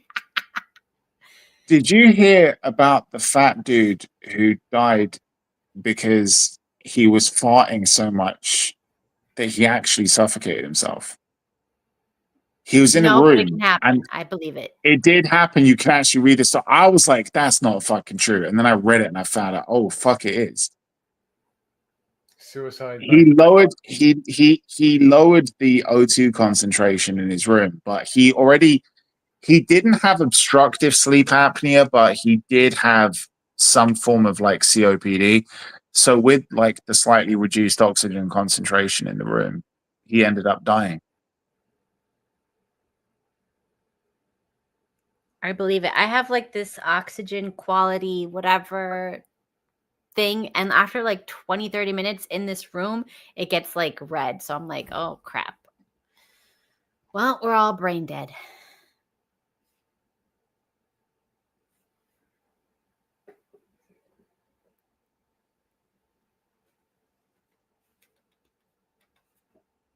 Anyways, we will see you guys next week. Hold on. God, the way Cat just tapers off, it's like, yeah, my brain isn't working anymore. Well, that's what happens. You were struggling earlier on. You were talking, you were engaged, and you had 4 viewers.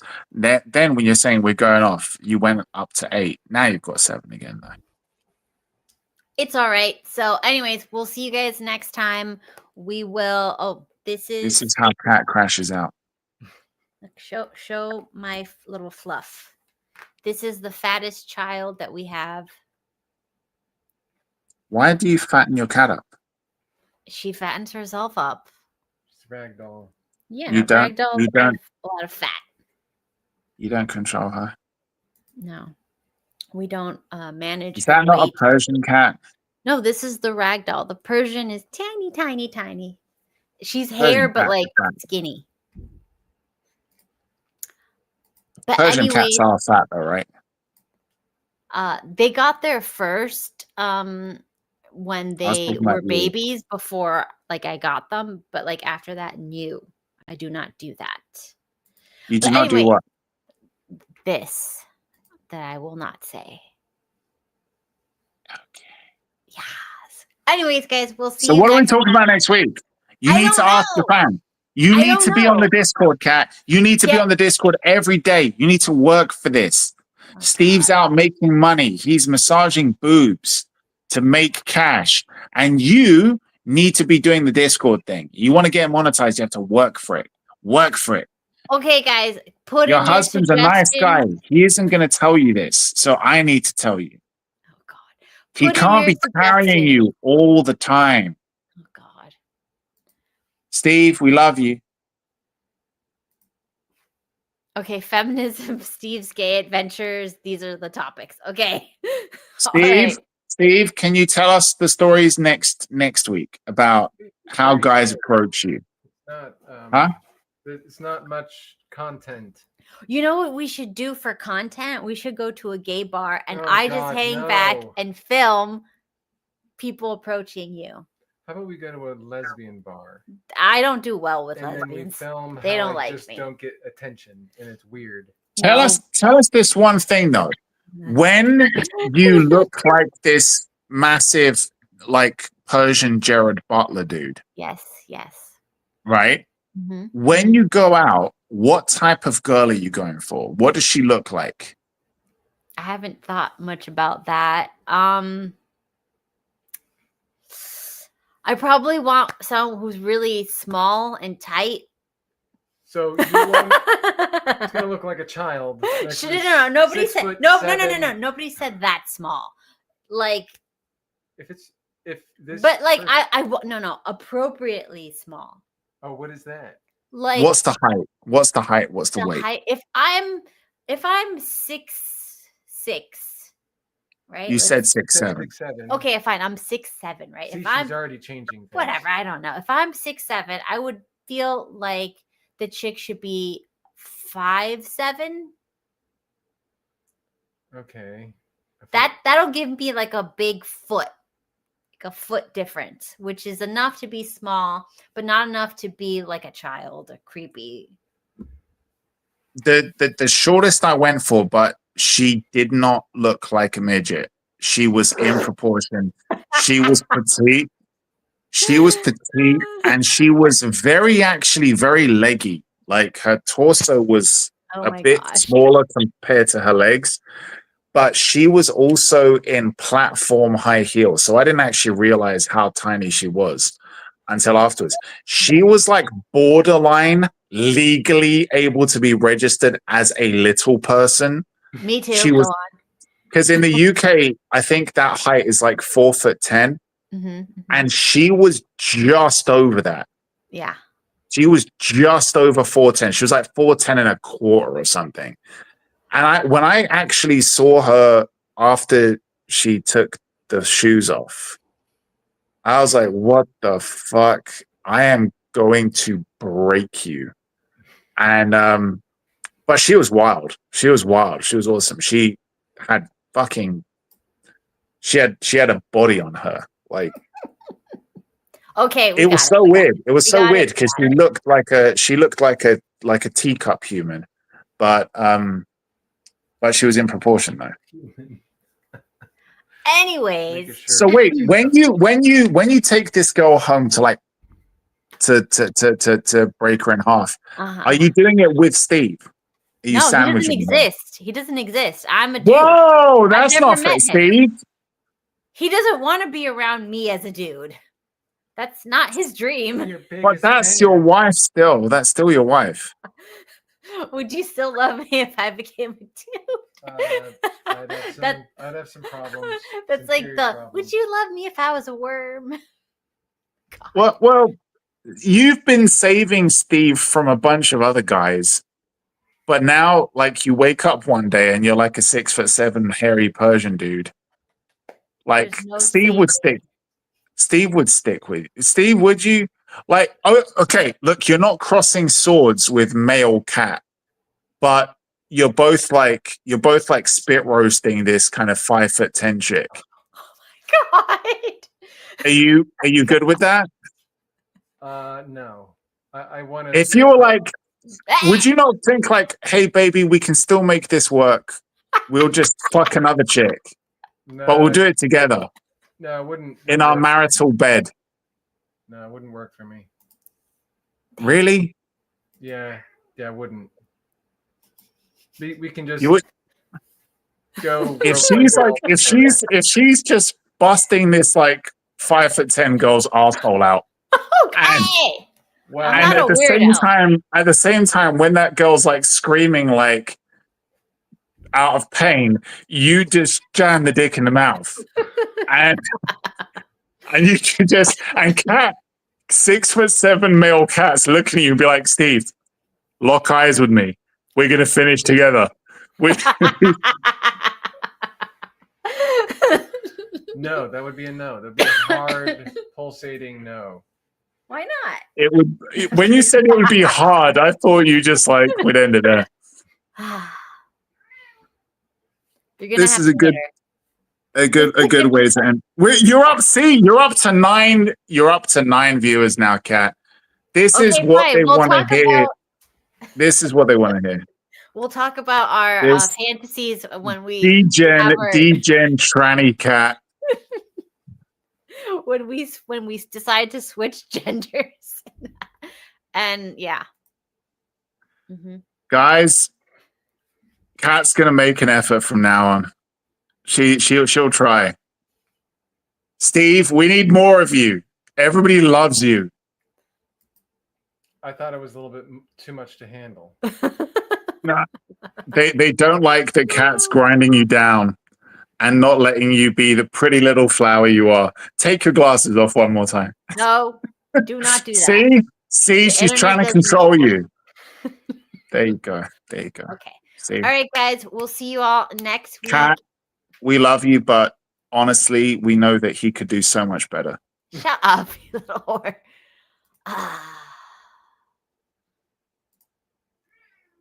Okay. Round. Good night. Bye.